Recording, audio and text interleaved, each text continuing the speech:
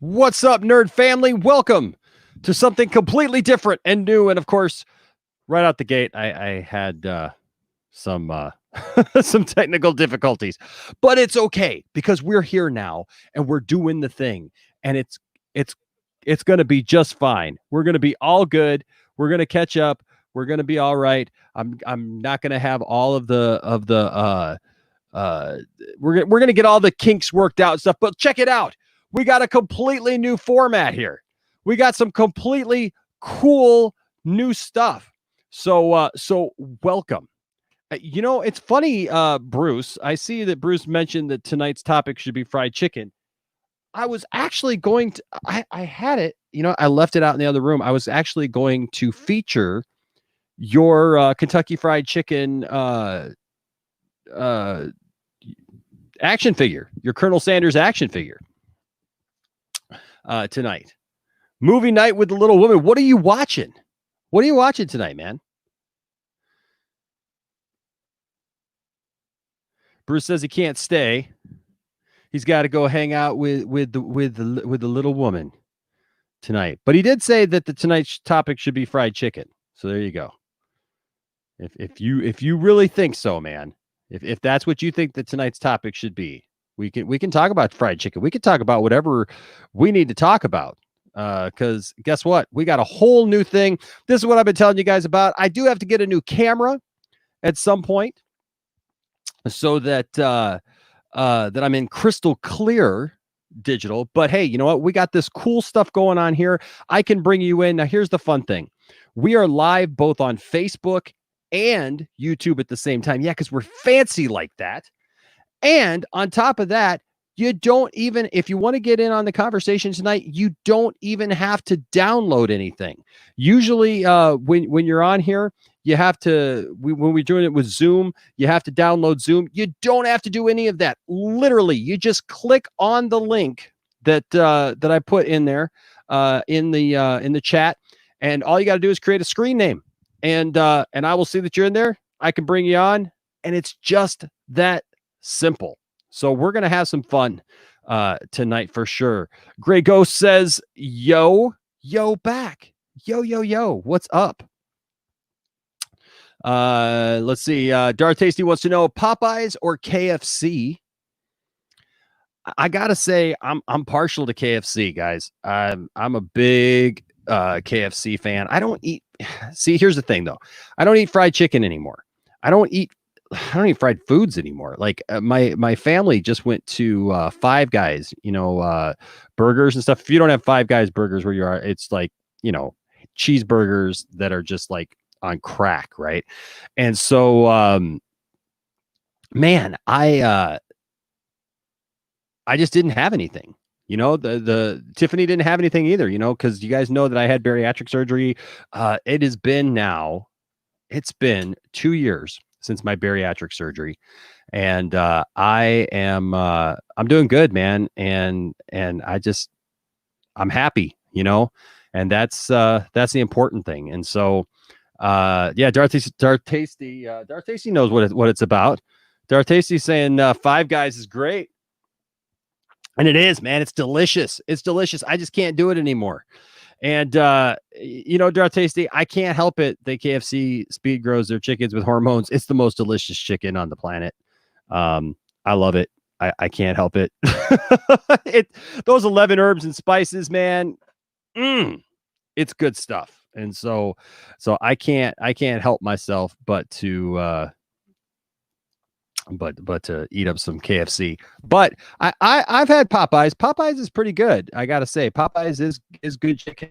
But it's funny because it's Popeyes, and yet really you don't see anything about Popeye being the mascot anymore. I remember growing up, man, Popeyes was there, and it's just not anymore. They don't use they don't use that anymore. And so what's up, guys? Look at this. So we got everybody here. We got the whole gang.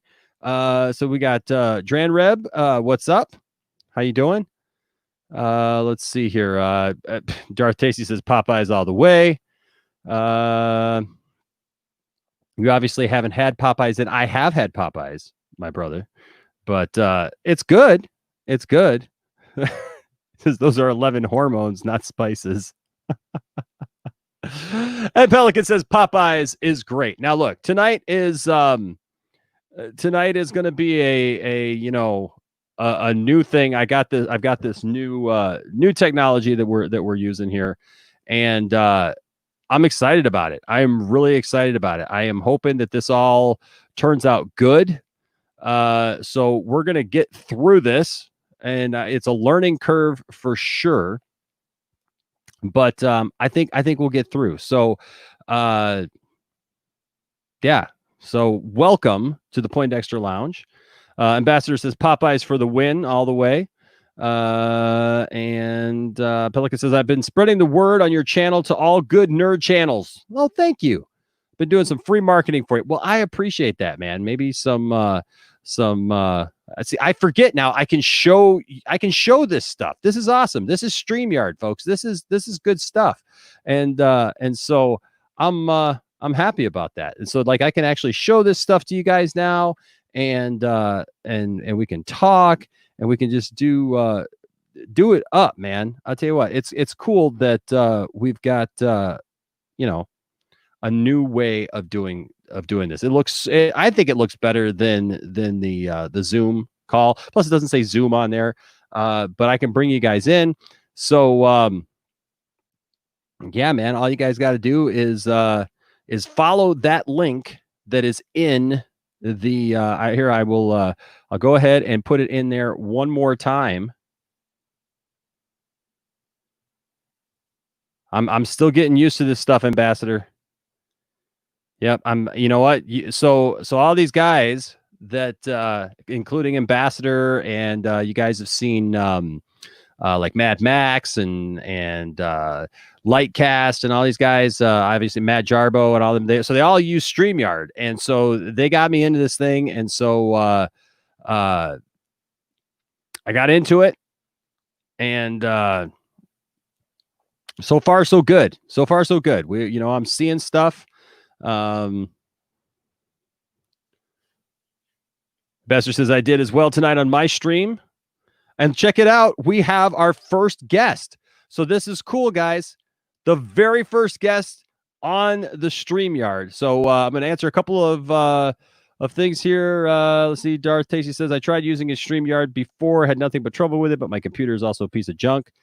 That could do it. That could definitely StreamYard, not Extreme. I got you. All right. So our very first guest of the evening. Now remember how this works. It's a live call-in show. You guys dictate the stream. You guys dictate what we talk about and how it works. And so I am going to bring in our first guest, and we're going to go from here. So this is Candor, Positive Candor. I like it. So I'm going to add Positive Candor right now. How you doing? I'm good. How are you, Positive Candor? I'm great. Good to see you. Thank you. Yeah, what's on your mind tonight? Well,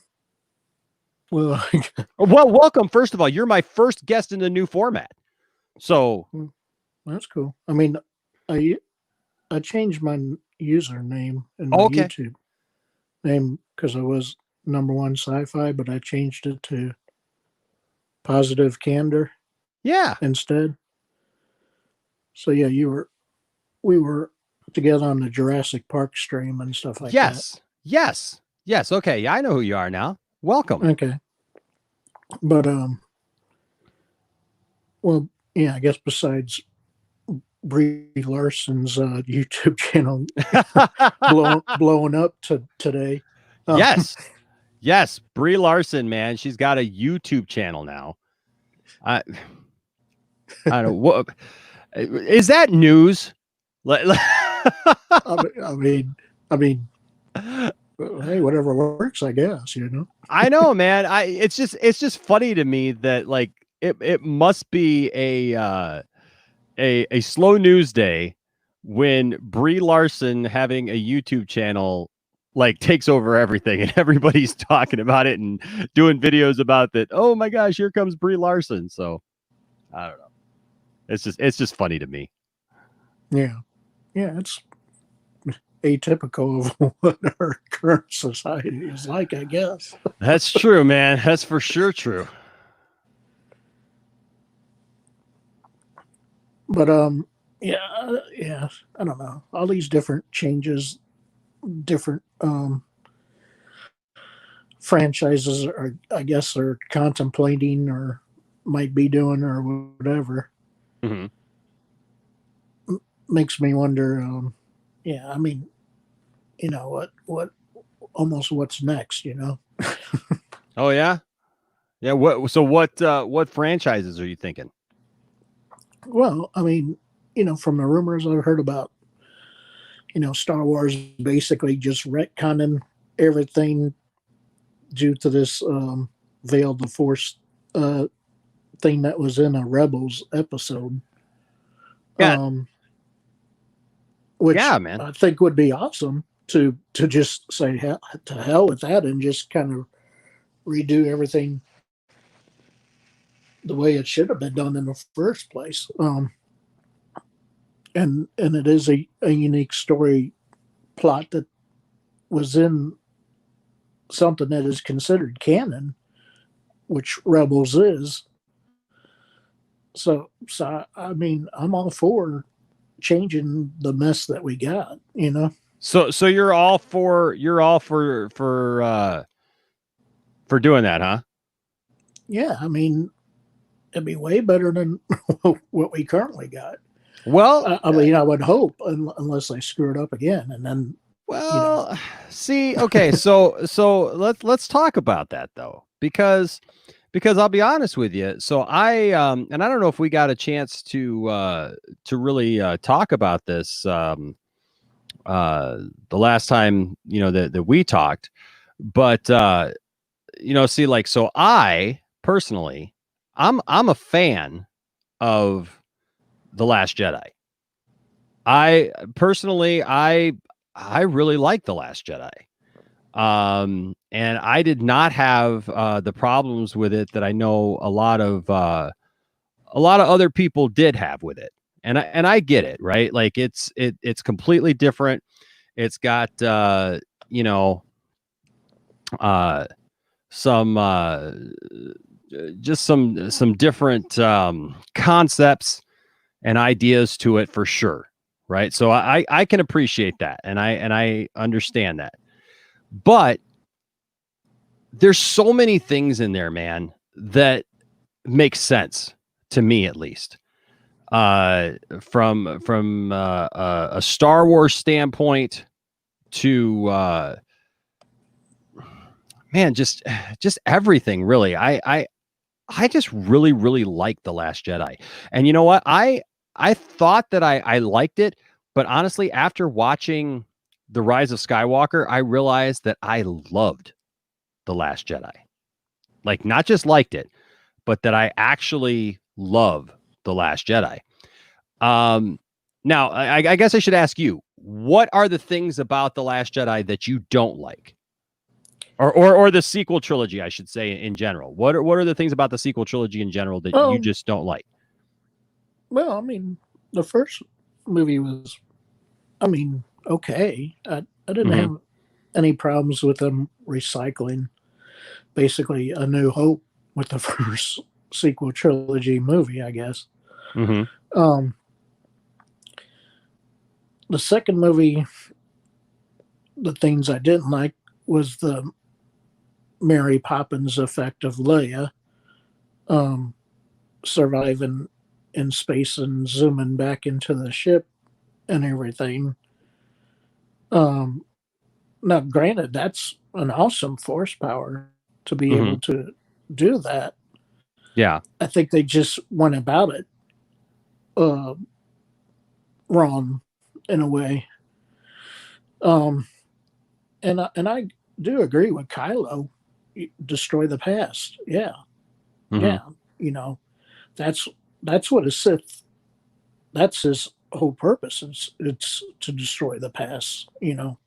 Yeah. So and he's obviously my favorite character in the sequel trilogy, way more than Ray, that's for sure. Okay. And so I think that, yeah, the story, as far as his story, I like his story arc really, because Mm-hmm. I'm glad that he, got rid of Snoke, because Snoke was a useless character anyway. I'm glad that, I guess in the next movie he gets rid of Hux, Mm-hmm. because Yeah. Hux was a nobody really when you think Mm-hmm. about it. Yeah. Well, Um, Hux served a purpose, though, and yeah, that's the thing. It's like I just so I'll be honest with you. So I look at Star Wars as obviously there's good and there's bad in every Star Wars movie, right? I just look at that. But when people say, well, and I grew up with the original trilogy. I was born in 76. I remember going to see the first Star Wars movie like in the theater. I remember going to see Star Wars. And I remember how big of a deal it was to go. Like we went every week, right? I mean, like that's why it's so ingrained in my head. When I was 3 when The Empire Strikes Back came out. And it's funny because for my 4th birthday party, it was a Star Wars birthday party, and my family filmed it with the old Super 8, reel to reel, cameras and stuff. And it's funny because they're asking me questions. They got the microphone out and everything, and they're asking me questions about Star Wars and stuff. And I'm answering questions about characters. And one of the things that I thought was really strange about that is they end up asking me when they get to Luke, right? Because they had each action figure set up on my cake, and they're like, "Well, who's that?" And I'm like, "Oh, that's Lando." And who's that? And I'm like, "That's Leia." And that's Han. And I get to Luke, and they said, "Well, who's that?" And I said, "Well, that's Luke." And they asked me, they said, "Is he a Jedi?" And I look at them, and mind you, this was my 4th birthday, so I would have been 3. I was born in September, so I would have been 3 when I saw the movie, so about 3.5. And I look at them and I said, "Nope, not yet." So I understood the concept. Like that's just crazy to me. Like as an adult now, looking back to say that I was 3.5 and I understood the concept that Luke was not a Jedi yet, that he was still training to be a Jedi and still working towards that at 3.5. So I love Star Wars and I love the original trilogy. This thing now, did you watch Rebels?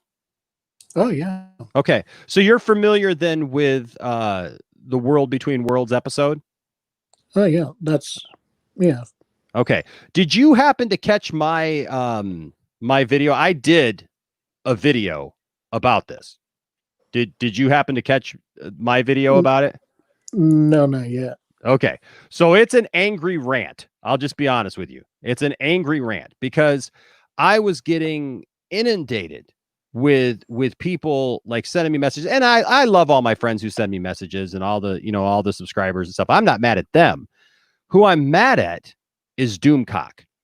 I'm mad at Doomcock, who created this whole farce about them supposedly, erasing the sequel trilogy, because that's what it is. It's all a lie. There's no truth to this whatsoever. This is all made up by Doomcock. And then I'm mad at people believing it, because then websites like Cosmic Book News, which I've told everybody, look, if it's Cosmic Book News or if it's We Got This Covered, don't believe it, because those are the weekly world news. You remember the old tabloids that like at the grocery store where it'd be like, Bigfoot is found in the mountains, or the Loch Ness monster, or Bat Boy. That's what those websites are to movie news. And those are the websites reporting this stuff. This story makes no sense from the ground up. And so my thing is like, whether you like the sequel trilogy or not, I think there's redeeming things in it. I think there's good in it. Is it perfect? Absolutely not. There's a lot of mistakes. I had a lot of problems, especially with the Rise of Skywalker, just different things feeling wise. But I'll be honest with you, Positive Candor. I this really just ticked me off. I haven't been this ticked off in a while at a news story, but this story really sent me over the edge. I was so ticked off because here let's think about this. Just from a financial standpoint, Disney is not going to sideline the sequel trilogy. They literally have billions of dollars invested in those stories, whether it be through the movies, the films, whether it be through the continuing stories through books and other media, whether it be through television properties, whether it be through now parks, Disney parks and events and rides. They spent $1 billion, dude, on Rise of the Resistance alone, like to make that right. So they've got that invested in rides, in theme parks, in merchandise, in all those things. And I don't know, have you been to Galaxy's Edge yet? No. Okay, so me and my wife, we went to Galaxy's Edge, and I'm just going to say this stuff, and then I'm interested to hear your opinion on this once I tell you just my take on it real quick. So we went to Galaxy's Edge. Everything in Galaxy's Edge is themed. It's like, I know I've seen a lot of videos of people like complaining that they say, well, it's it sucks because there's no Luke Skywalker and there's no Han Solo and those things.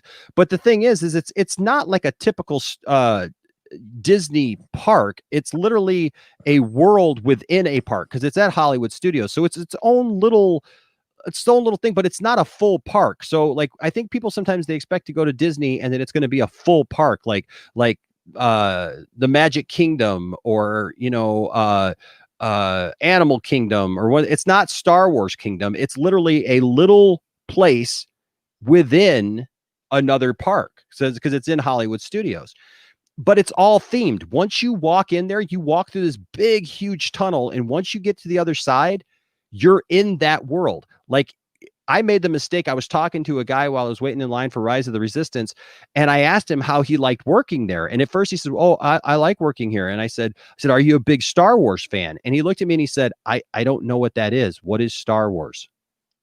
Because they can't talk about it. They're in character. Everything in Galaxy's Edge is in character. So when we built our lightsabers, we scheduled a time to build our lightsabers. You can't walk around and ask, "Hey, where do I go to build my lightsaber?" Because they'll look at you and go, "Shh, the First Order is about," right? And they've got stormtroopers looking for resistance people. So that whole story is set in the sequel times. And you can't even ask about, like I said, the lightsabers. They tell you that if you want to ask about that stuff, that you need to ask, like, where can I find the junk traders to be able to buy junk parts, to assemble. And then they'll say, "Oh, you want to go to Savi's workshop. That's where you want to go." And then when you get there, there's this whole story that goes along with building your lightsaber. It's awesome. I've got a video here on the channel of when we went in February. It's fabulous. But so they've got billions of dollars invested in it then. And then on top of that, it's Carrie Fisher's legacy. It's her last films. Like, that's it. They're not going to make those things into legacy or legends, I should say, legends properties. It's just not going to happen. There is nothing that's going to say that. If they were going to do that, they would have done it before with everything else that hasn't worked in Star Wars. Plus, if you watched this, and I'm trying to learn this new technology, dude, so bear with me. But I've got a picture from that episode of Rebels up, and in that episode, none of what Doomcock reports happens in that episode. He's talking about there's a multiverse of characters, that there's multiple Palpatines and multiple Lukes and multiple Ezra Bridgers and multiple Ahsoka Tano. That doesn't happen in that episode. That episode does not deal with a multiverse. That episode deals with time travel, that's a world between worlds, that it's a gateway to any time period within the Star Wars universe. And so Palpatine doesn't even have a clear way into it. He's trying to get into it, but it's not used by mirrors, like they say that, like they got all these mirrors set up in, you know, in the second Death Star in that little room off the side, and so that's how Palpatine gets into it. There's no that's not how they get into it. There are these doorways. There these triangular portals that they use to get in there. And when Ezra Bridger goes in there, he sees Ahsoka Tano through that portal, getting ready to be killed by Darth Vader when she had fought him, you know, a couple seasons before that, and we thought that she was dead. But he doesn't see another Ahsoka Tano. He sees the exact same Ahsoka Tano that he left there, and he pulls that Ahsoka Tano into the world between worlds, and then they get out. He sends her back, and she's safe, and then they meet up again. So all of that is just not true. And then also, Doomcock says in that report that while Palpatine is falling apparently to his death in Return of the Jedi, that somehow he musters up the ability to send himself through the portals. Well, how is that? He's falling down down the shaft, and the mirrors are supposedly in his room off to the side of the throne room, and supposedly he's still able to get into the world between worlds. That doesn't make any sense. But then even that, they said that Doomcock says that he doesn't die, that he survives, and that he's got another conveniently another mirror room on Exegol. And when he comes out of there, that's why he looks all frail, and that's why his body's all decrepit and stuff, because it had its toll on it. Well, that's an absolute lie. That's just an absolute falsification, because whether people want to admit it or not, the movie flat out says that Palpatine was a clone. Palpatine admits within the first 5 minutes to Ben Solo that he died. He literally says, I was dead. I died. And then later in the movie, they ask, well, how can, when they find out that it's Palpatine and that he's back, they ask the question, how can he be back? And they flat out say it's through cloning and through Sith dark arts or whatever. And so none of that report is true. And Doomcock is known for spewing just absolute junk. And so I gotta say, like looking at that, when I look at all the things in general, I know that a lot of people, Positive Candor, I know that a lot of people have really latched onto this because it's the people that really want this whole thing to be rebooted, right? And I understand that. But here's the thing. If all that were true and Palpatine could do that, why wouldn't Palpatine have gone back to the time when Luke defeated him and just kill Luke? Just take Luke out. If he has access to that and he can go anywhere within the world between worlds, then that means he can go anywhere in time. And if he takes out it, what if he I heard somebody say, well, he could take out Anakin, or he could stop Anakin from going to the light side. Well, it ruins the whole story. It messed up the whole thing. And that's what makes sense, that if Palpatine had access to that he would do. But if that's the case, then the bad guys win, and there is no story going forward because Palpatine has the ability to do it all. And so when you just look at all the evidence, it just shows it's absolute tabloid garbage news that people are trying to latch on to just because they don't like something. And I just say, man, if that were the case, then they should. Then what are we're going to do away with the everything wrong in the prequels and everything wrong in the originals? I mean, if you're going to do that, well, I guess we just reboot the entire series and it be something completely different about a completely different family or something else, because none of those things make sense. And that's just my take. That's what I did my video on, except for I'm mad at the originator of it, because Doomcock, he's known for doing this. When the Picard Star Trek series came out, he had a whole rant on it that he knows that in that series a woman was going to take Picard's place and become the new captain. Picard was going to die, and they were going to name the ship the Picard by the end of the first season. None of that happens. But he's same thing. I'm dropping this story so that you know, and it's all lies. And so I think like if the Brie Larson story is a non-issue, I feel like this Star Wars thing, I don't know how this Star Wars thing got such like traction other than the fact that there's people within the fandom menace and just others that really wanted it to be true. But I don't know, man. That's my rant. I just wanted you to know where I stood, because like I said, I did a whole video on this because I literally got inundated with message after message after message of people saying, Enosh, what do you think of this? And like, is this going to happen? So, I mean, but like, what do you think? Do you see any way that it's possible that this could happen? Well, I mean, I guess anything that's possible. That's true. That's true. I did say that. Anything is possible. Is it probable? Is it probable? Probably not. But yeah, and it's basically Suicide on Disney's Part 2, reboot it or whatever, considering all the stuff that they've already done. Yeah. With the the sequel trilogy, just leave it as it is. And if you want to remake it, okay, go 100 years into the future or whatever. Yes. And then start from scratch then. Or you can go to the past even, and obviously make that about something totally different, about the Sith versus Jedi wars that were in the past.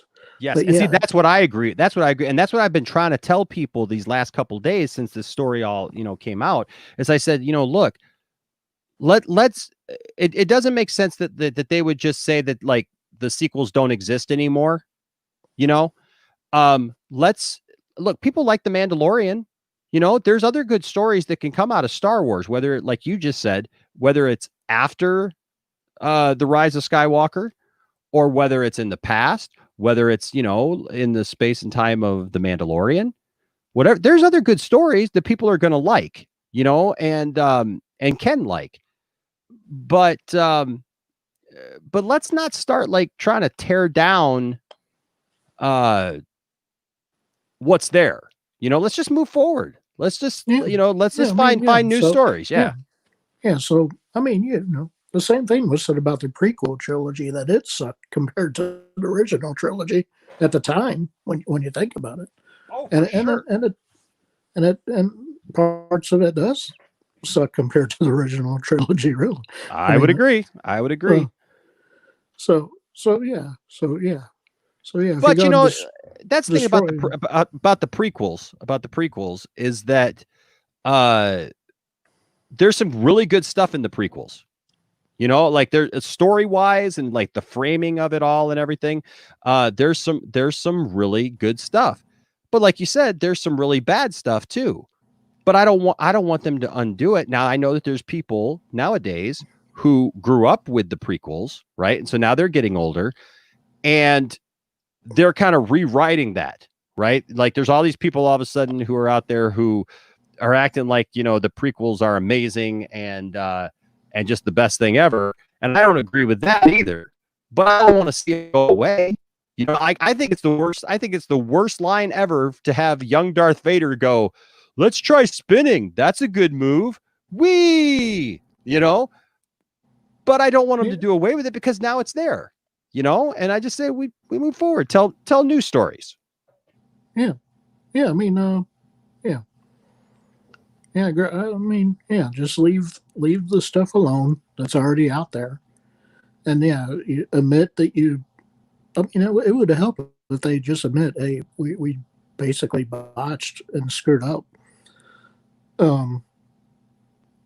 the sequel trilogy, but they're not going to do that, obviously, because that would hurt their bottom line too. But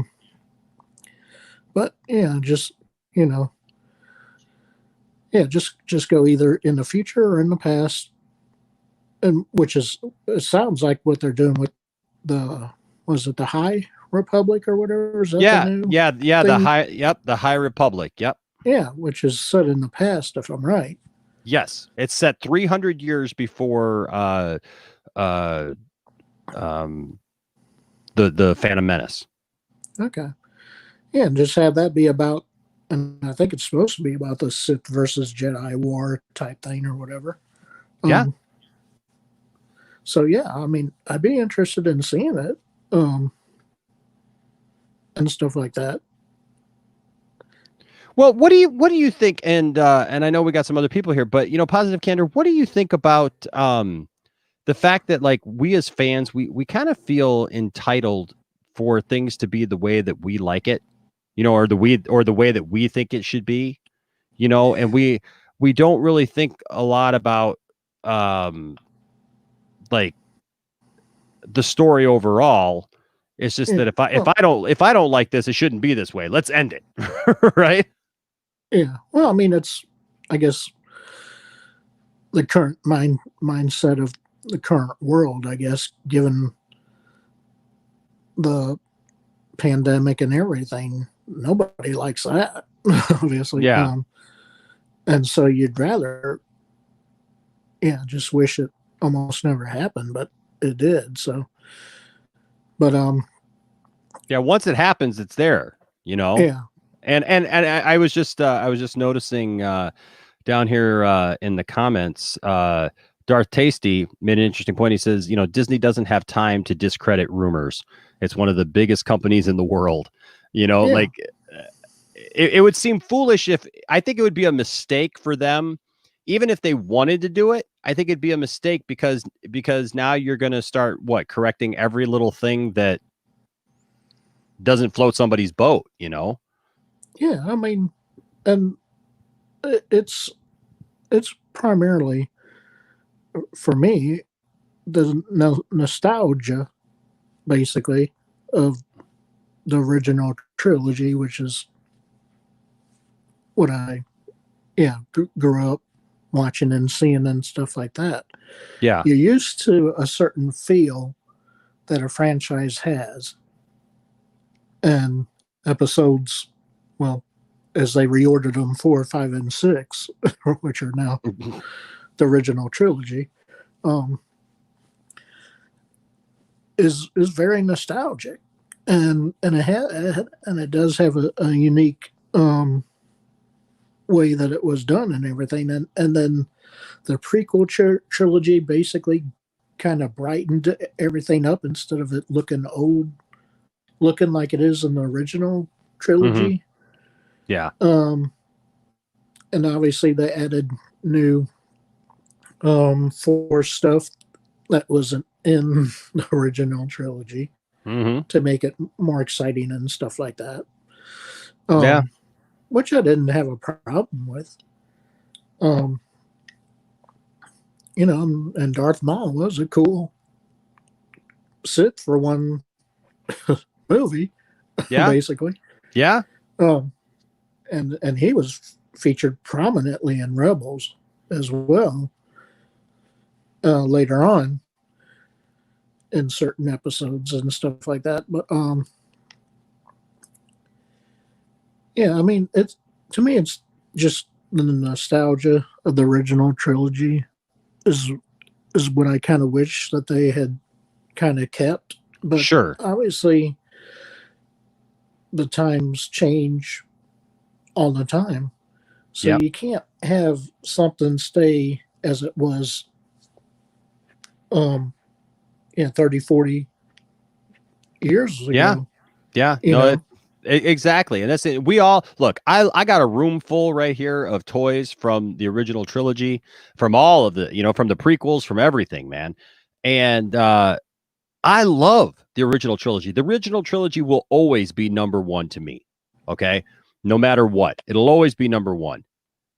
But I think we need to open our minds. And I'll say this, and then I got to go. But one of the things, I don't know if you've ever watched, there's a documentary that comes along with The Last Jedi with the Blu-ray and everything. It's on like the second disc or whatever. And I think it's called The Director and the Jedi, or The Jedi and the Director. It's one of those two. And it chronicles literally every moment from the beginning of production on The Last Jedi with Rian Johnson to the very end, right?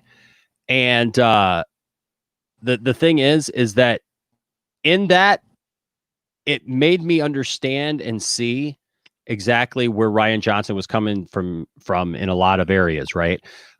Because a lot of these directors, you'll hear them say, well, I think that this character should do this, and I think that this character should say that. And I know there's a lot of people, and I'm not saying that Rian Johnson hasn't said some negative things that, you know, people have every right to be upset about fans or whatever. But as far as the movie goes itself, and like how The Last Jedi turned out, what I found really interesting about that documentary is when he's talking about Star Wars and he's talking about like his choices for The Last Jedi, he doesn't use that kind of language. He says things like, you know, in The Empire Strikes Back, Luke says this or that. And that's why Luke does this in The Last Jedi. Or he'll say, in Return of the Jedi, Yoda says or does this or that. That's why Yoda says this or that in this movie. And man, if that doesn't just tell you that, like, it's not just about just throwing a bunch of stuff at the wall. You know what I mean? That, like, there was a lot of serious thought. You know, we might not like every choice that he made, but there was a lot of thought that went into it. So,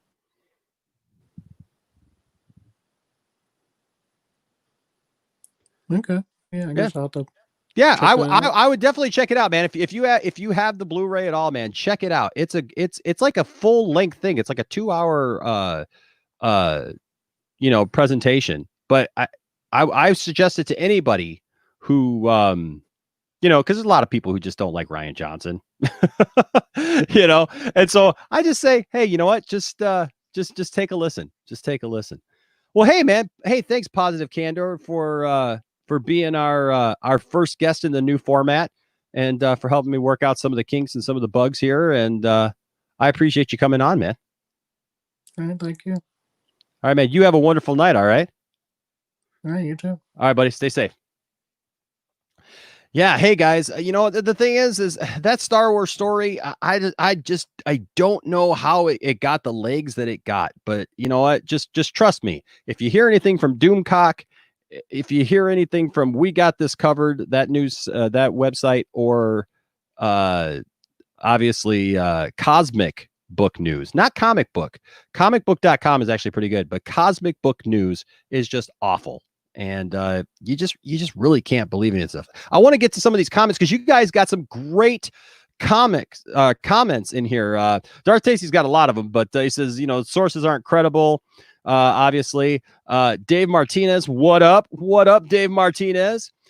Dave Martinez also was I think the first one who brought up this, and that is almost 9,000 subscribers. I know, man. I'm sitting here. I got my phone right here, and I don't know if you guys can't see that because it's too bright. But yeah, guys, we are. I think maybe you can see it now. Maybe if I pull it back, no, it's still too bright. I thought that stinks. Oh, anyways, we are literally one subscriber away from 9,000. Who is that subscriber going to be? We are at 8,999 subscribers, and you guys are awesome. I appreciate all of you guys so much who are a part of the Poindexter Lounge. You're just awesome. And thank you to welcome to all of our new subscribers. If you're new and you haven't been here, welcome. So good to see you. David says, I cut my hair for the first time. I look like that stormtrooper now. That's funny. Darth Tagey says, Doom Croc. Exactly how I feel. And then Ethan Skywalker has a great take. He says, I love all Star Wars movies. But my favorite trilogy is the prequels, and my favorite character in Star Wars is Anakin Darth Vader. And that's great. That's great. Like I said, that's the great thing about Star Wars, folks, is Star Wars is for everyone, right? And so there's going to be something for everyone in Star Wars. There's going to be something for the original trilogy people. There's going to be something for the people who discovered. Look, 10 years from now, 15 years from now, all these kids who grow up on the sequels, they'll be saying the same thing that the kids who grew up on the prequels are saying. There'll be a whole generation of people who will be cursing the sequels, and the younger generation who grew up with them will be saying, no, I liked Kylo Ren, and I liked this character, and I like that character, and nobody's wrong. You can like what you like, and that's what I love about Star Wars.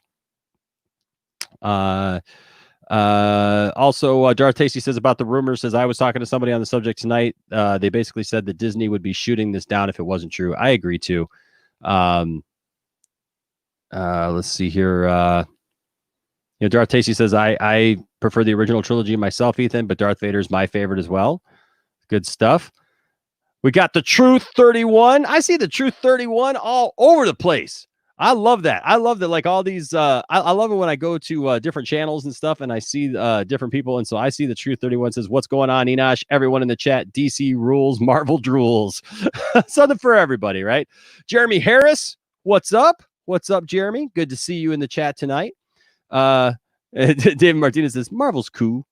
I agree. They are what they are. But I'm a big DC guy. Come on. Bring it on. Make mine DC right there. Ethan Skywalker says, I grew up watching the prequels, and that is one of the reasons why I absolutely love it. And that's things we all connect with something different. And I do want to say I see the ambassador. We're going to bring the ambassador in, and then after that we got XD. Yes. But I want to just get through some of these. So close to 9,000, says Jeremy Harris. I know, man. Wouldn't it be cool if we were able to celebrate it? Oh! Do do do do do do do do do do do do do do do. 9,000 subscribers. I'm gonna have to look up who you are. If you just subscribed and you're here in the chat, please let me know in the chat. That is awesome. Guys, 9,000 subscribers. Oh, man. Can we just take a moment? Just take a moment and just soak it in. I know that there are channels with 100,000 subscribers, 1 million subscribers. But, man, we got 9,000 awesome people here. And I appreciate each and every one of you. My whole family does, and you guys are awesome for being here. And I'm just so thankful. I'm so thankful that we get to do this, and that we get to do it with you guys here for sure. Samuel Lopez says, what's up? Enough from, or I think they're trying to say my name, Enosh. Samuel Lopez says, what's up? I think Enosh from San Antonio, Texas. Love your channel, dude. Thank you so much. I'll tell you what, I just want to read you guys something, and I know this is your time, and I'm going to get to you, I promise. But this is a sentimental time. I actually had somebody tweet out something from the Lightcast podcast that I did.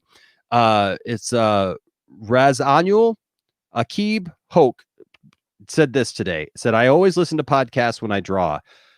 He's an artist, and he does some pretty good work too. He says, got the chance to take a listen to at Lightcast Pod, which, by the way, tomorrow we are doing a live Poindexter Council with Matt from Lightcast Pod. We're going to be talking about this whole deal with Ray Fisher and Joss Whedon. So said, I got a chance to listen to the Lightcast podcast and their interview with Enosh Fett from Poindexter Lounge. Never in my life have I become a big fan of someone this quickly. Articulate, well-spoken, and always hit the nail on the head. And then put the little emoji with smiley face and stars in his eyes. And man, I saved that because, dang, that just, I appreciate that. It definitely means a lot to me. David's looking at my collection back here. You know what? I've been collecting for over 20 years, and it's a lot. It's a lot. It's but it's good. It's good. And thank you to everybody who's saying some positive stuff here. Here in the chat here. We'll get some more to your comments later, but of course I want to get to Mr. Ambassador, and of course, like I said, coming up after that is XD. Yes, don't forget, right here, I'm going to put it again. If you want to get in on here, you can get in by just going following the link here, the StreamYard link. And what's great is you don't have to download anything. It's not Zoom anymore. So you don't have to download Zoom. You don't have to do any of that. You can come right in. All you got to do is make a screen name. And so you are definitely welcome here. Now, joining us from parts unknown, here he is, the ambassador of all nerds and geeks everywhere. What's up, ambassador? Hey, Enosh, good evening. Am I coming through okay? You are, sir. You are. So far, so good. I'm trying to learn this whole, You will, Enosh, I will tell you right now, you will enjoy all the bells and whistles that come along with StreamYards. I've been using it since I started, and it honestly, for me, is a great piece of software for streaming and for going on YouTube and everywhere else and everything. And the great thing is they just recently updated to where you can have 9 people. 10. Well, 9. Okay, I get it. Yeah. Okay. Yeah. Yeah. The host plus 9 others. So that's a great thing. So let me ask you a quick like inside baseball question real quick, since you've been using this. And this is the only thing I'll ask you about this. So I'm noticing, like, I got the little thing because I was trying to show the background, like I was trying to show a picture at the same time, like, and like have me and Positive Candor like on the one side, because it's got that little thing right there. But it wasn't doing that for me. It wasn't doing it. I'm gonna have to, I don't know what it was doing. It wasn't showing the you gotta have 3 people or something. What you can do is excuse me. What you do is you hit this at the bottom of your screen on StreamYards is you will hit screen share, and you've got different options for how to format that screen share. You can have either the image large and the 2 or however many people are on the panel small, or vice versa. Gotcha. There's lots of ways or anything. If you want to, and everything, tomorrow, whatever. If you want to hop on, if you want to pop on privately, I can run you through all the different. Boy, that'd be fun. That'd be fun. So we can just do a private stream. Yeah, man, that'd be awesome. We'll get this thing down and running in no time. So I just like it. Just looks cool, So yeah. So what's up, man? What's up, ambassador? Well, I was listening to you in Positive Candor, aka number 1 Sci-Fi. Yes. Sci-Fi was actually, as you remember, he was on with us and everything for the Jurassic Park stream, and good guy, folks. If you have not subscribed to Positive Candor, do so. He does 15 minutes of positivity, I think, every day, Monday through Friday. So go over, check him out. He is a good channel. He's a small channel, but he is a great guy, very positive, tries to have a positive spin on things, and he has my utmost respect. Nice. As far as what y'all were talking about, and I've been paying attention to the chat and everything, and I just want to say, in the immortal words of Lord Vader himself, this will be a day long remembered. You'll see the ascension of the Poindexter Lounge, and it will see the destruction of the rebellion. I like it. So, congratulations! I got. Thank you so much. I got trash in here. I thought you were going to do a Doomcock thing because I was going to be like, "Oh, subscribe." No, I don't. I'll full transparency. I was once a supporter and a subscriber of his channel. But long story short, I got tired of his shtick and I departed. So that's enough of that. There you go. As far as this whole thing with the sequel trilogy goes, whether the stories are true or not, I sincerely doubt that they are. I think this is very disingenuous. I think this whole idea of Disney and Lucasfilm decanonizing the sequels, as much as I do not care for them, is nothing but a load of malarkey, to use some old terminology. That's the technical term, I do believe. I do believe that is the technical term, is malarkey. Yes, it is malarkey. But here is the thing for me.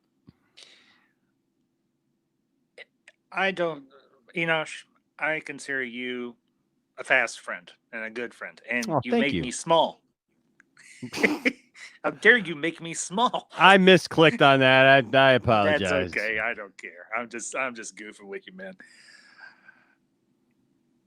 I don't. There you go. You got the whole screen, sir. I don't want the whole screen, Enosh. You buckethead. Now put yourself back up there next to me. Come on. If I can figure it out. Okay, yeah, here we go. There we go. All right. There you go. All right. There you go. All right. As far as the sequel trilogy goes, it's over. It is done. It's time to let sleeping dogs lie.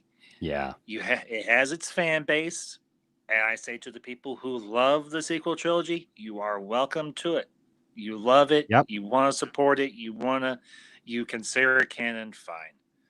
Myself, I simply can't. And, we've danced around this a little bit. I really haven't gone into my reasons why. Sure. I guess this is as good a time as any for me to, full disclosure, tell my position on why I don't care for the sequel trilogy. And it, dude. in a lot of ways, it does center around The Last Jedi.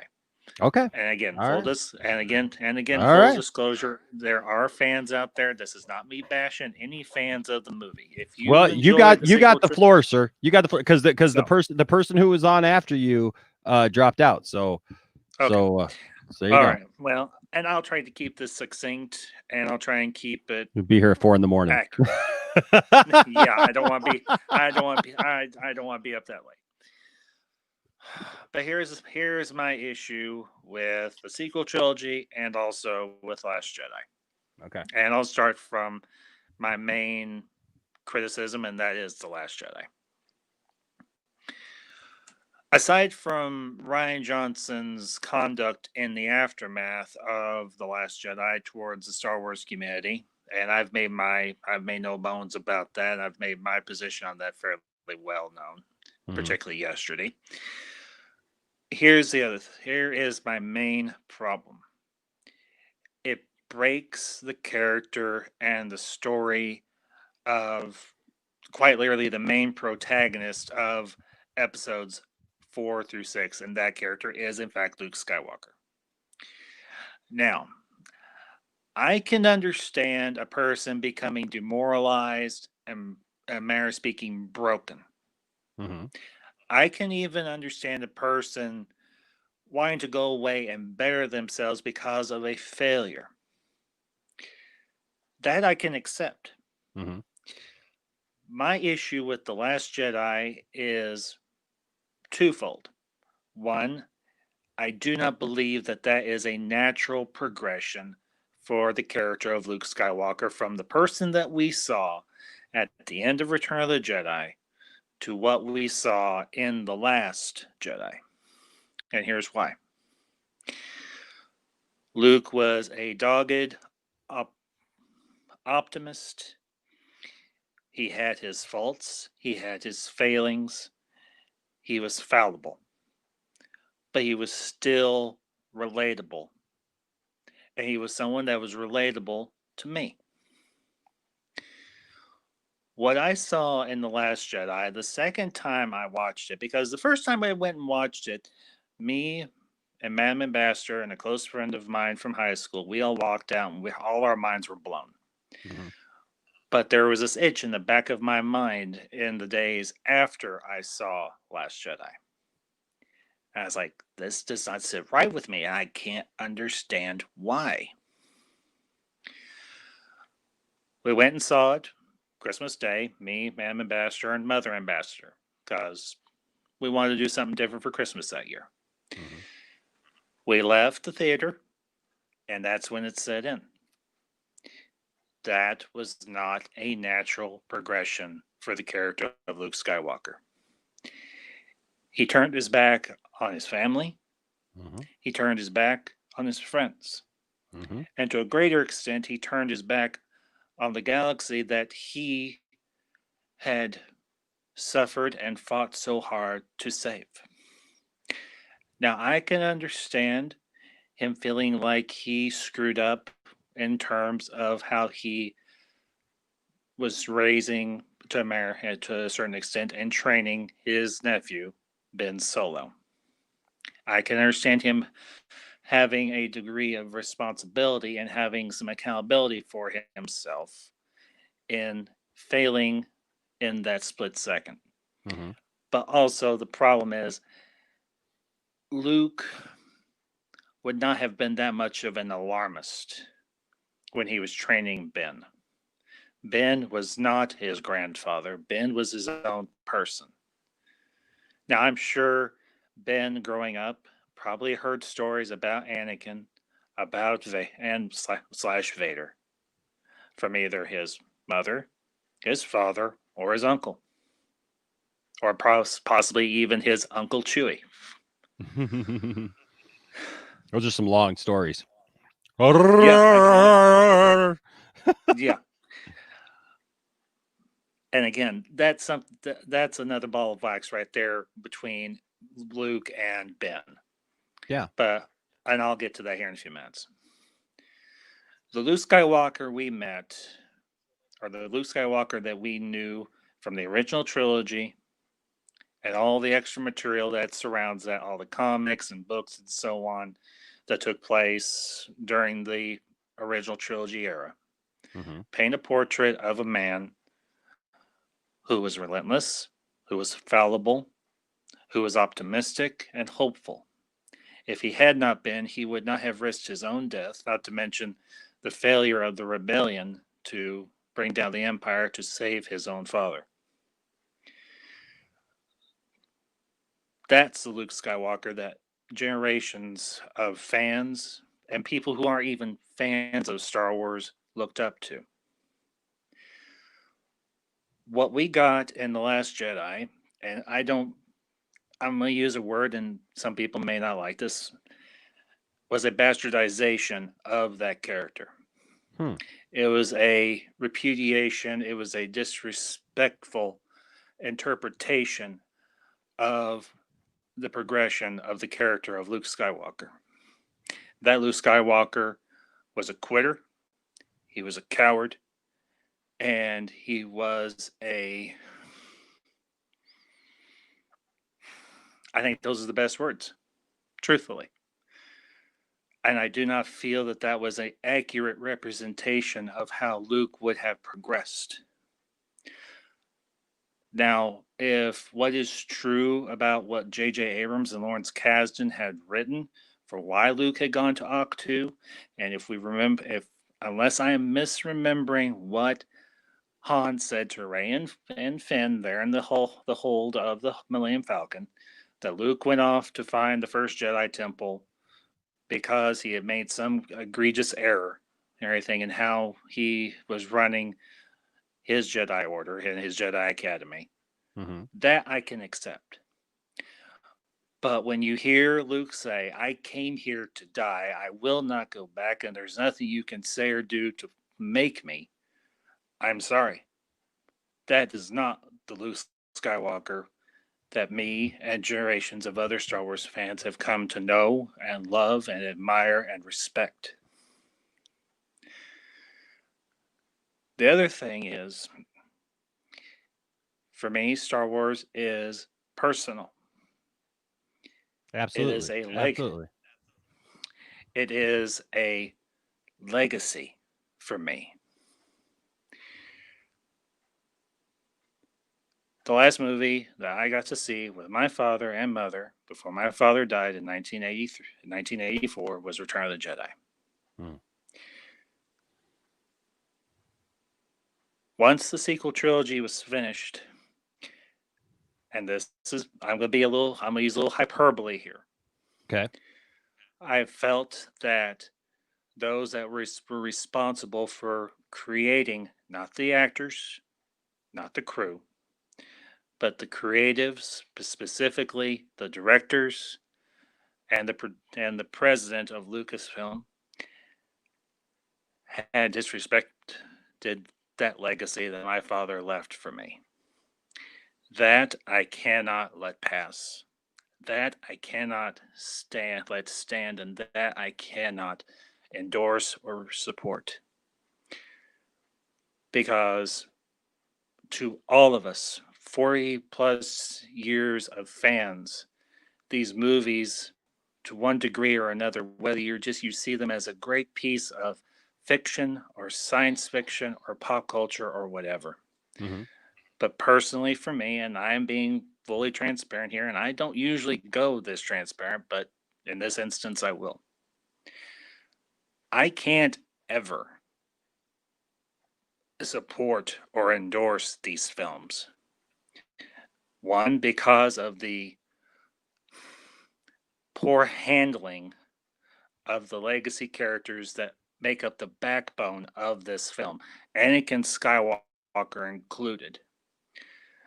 Because when you bring back Palpatine with some convoluted and cockamamie explanation for his miraculous survival, or the survival of his spirit, and putting it into a clone body in The Rise of Skywalker, I'm sorry, that makes absolute no blaze sense to my mind. It, to me, it's pretty much negating all the suffering and heartache and hard work and sacrifice that Luke, Han, Leia, and everyone else in the rebellion went through, all to give a veritable no one the ultimate win. And I know that we all know that Rey is Palpatine's daughter, granddaughter, whatever way you want to look at it. I'm sorry, I cannot endorse that. If others can, that's fine. That is their prerogative and it is their right. Sure, man. But I simply can't, because it not only disrespects a personal memory for me, but it disrespects a memory of in-universe characters who sacrificed and suffered so much to destroy the ultimate evil. When you see Luke writhing in pain there on the throne room of the second Death Star, and you see him begging his father to save him, and then you see that look back and forth of Anakin / Vader between his son and the Emperor, and you have to believe that Anakin is remembering the look of pain and torment that was on Mace Windu's own face, and not to mention whoever else Palpatine used Force Lightning on to murder. That in that moment, Anakin snapped. And Anakin Skywalker came back and said, I am not going to let this stand. And for those who were responsible for creating the Rise of the Skywalker to completely and utterly negate that heroic act and that self-sacrificial act, that to me is a spit in the face of every Star Wars fan who has loved and been passionate about these films for 40 plus years.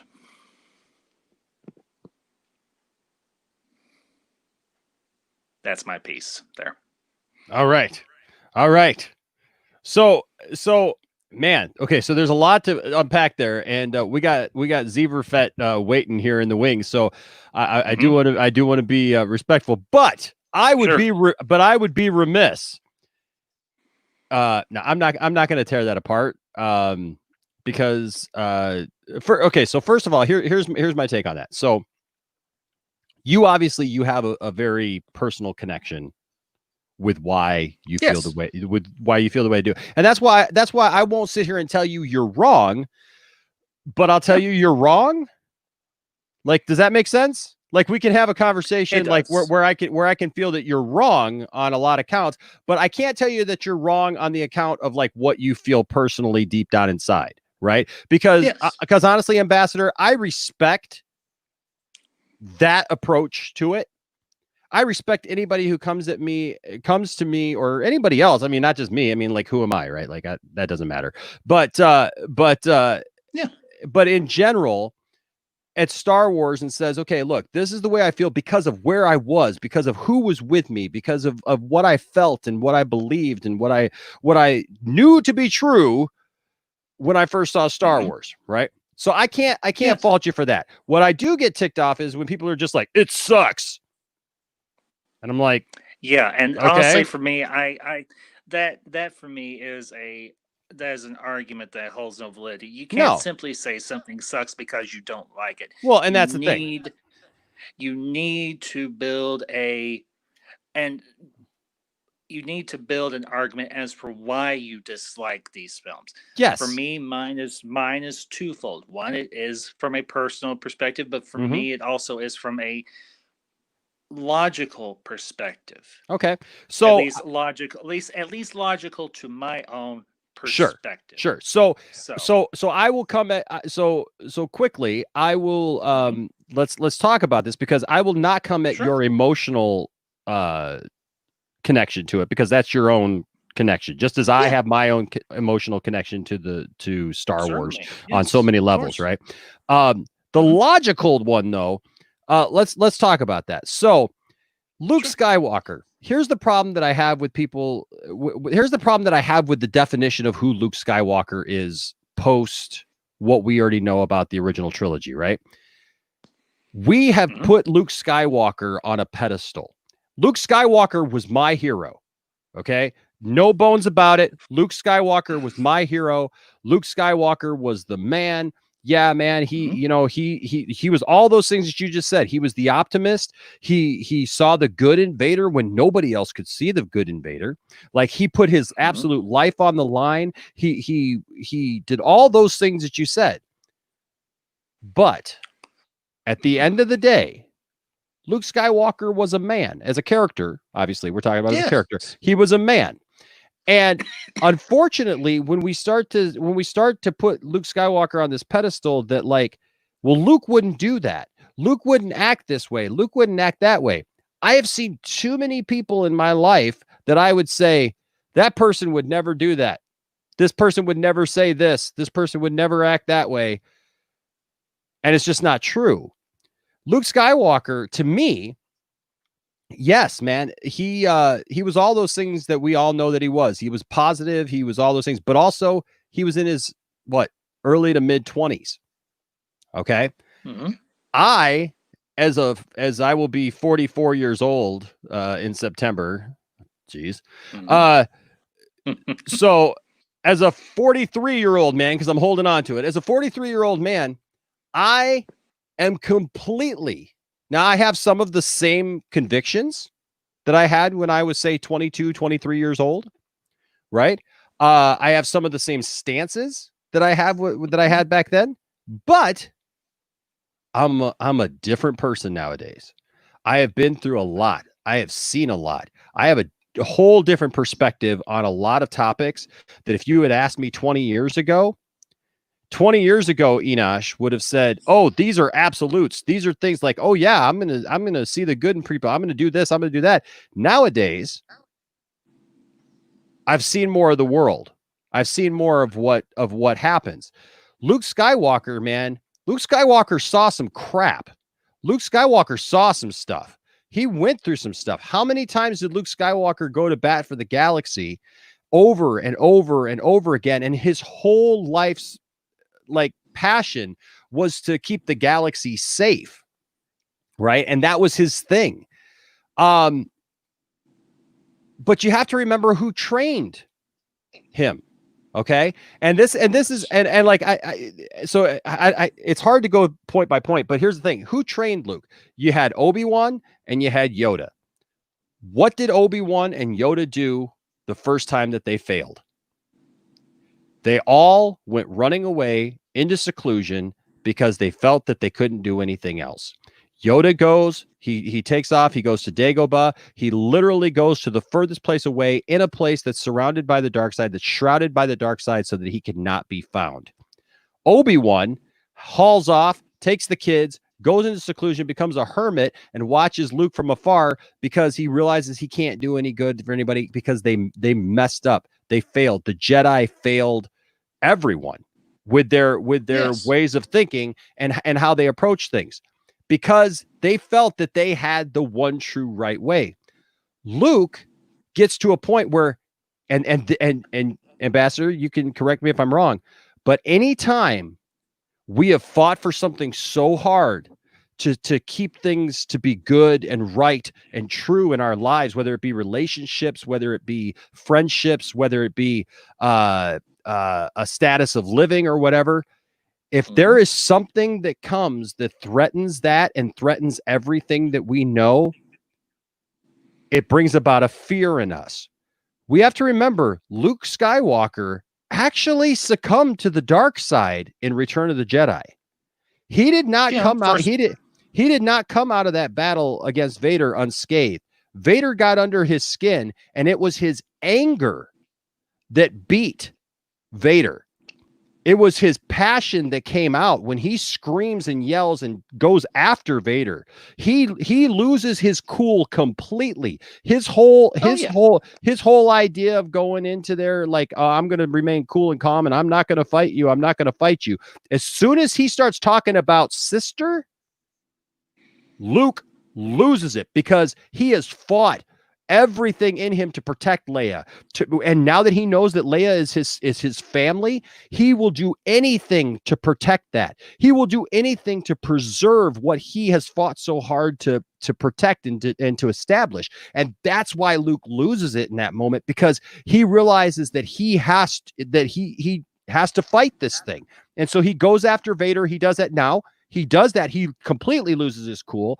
And then it takes looking at Vader's severed arm to look back at it, hand, and go, oh, wait a second. I just turned into what I've been fighting this whole time. And it brings him back from the brink. And that's when he's able to turn around and tell the Emperor, no, you failed. I'm a Jedi now, because I'm going to overcome this. I'm not going to kill him. I'm not going to finish this job, but I was sure right there at the edge of doing it. Yeah. Luke goes on. So Luke goes on, and he tries to start a Jedi Academy. He tries to bring things back, and unfortunately, the sins of the past come back to haunt Luke, because Luke does not start to create a new Jedi Order with new ways of thinking, with the ability to love and have those emotions and those passions. He's trying to recreate what was before, and what was before is not continuing the balance, is not continuing what Anakin fought so hard for. What Luke is doing is recreating the sins of the past by creating a Jedi Order that once again is that way. And when he taps in to that moment where he is able to feel what Ben is going to do, what Ben is capable of, he has that same moment of weakness that he has in Return of the Jedi, that he sees it all crashing and burning to the ground. He sees the entire galaxy bending down to the First Order. He sees the entire galaxy in ruin because of Kylo Ren. He sees the destruction that will come about, and it scares him to death that everything that he fought so hard for decades now is going to just burn up because of this one boy. And that's why he pulls out his lightsaber. But he pulls it out, and once again, because he's Luke Skywalker, and this is what I've always said about this. People say that it, and I know that you said it, that it damages the character of Luke Skywalker, because no, to me, it's completely within his character. Luke makes these brash decisions. I mean, he's choking Gamorrean guards, like doing some dark side stuff in Return of the Jedi. He's killing people. He's doing some stuff that Jedi don't do. Jedi would push him out of the way. Luke is choking those Gamorrean guards, like straight up. A force choking him. So Luke makes some brash decisions, but he comes back from them because he recognizes his mistakes. And that's what Luke does in that moment. He makes a brash decision, like, I can fight this. I could take this out right now. I got to stop this. And then realizes, I can't do this. But unfortunately, that moment was too late. And that's when Ben sees him, and that catapults Ben on that trajectory to go and do all those things that Luke saw. So Luke almost creates his worst nightmare, which we see as a recurring theme you know, in a lot of these movies, you know, that it's like the thing that you fear, the thing that Anakin fears the most ends up happening to him and he causes it. Luke does the same exact thing. He makes the same sin as the father. He commits the same sin as the father. Anakin didn't want to lose Padme. It was that control that he had to hold on to it.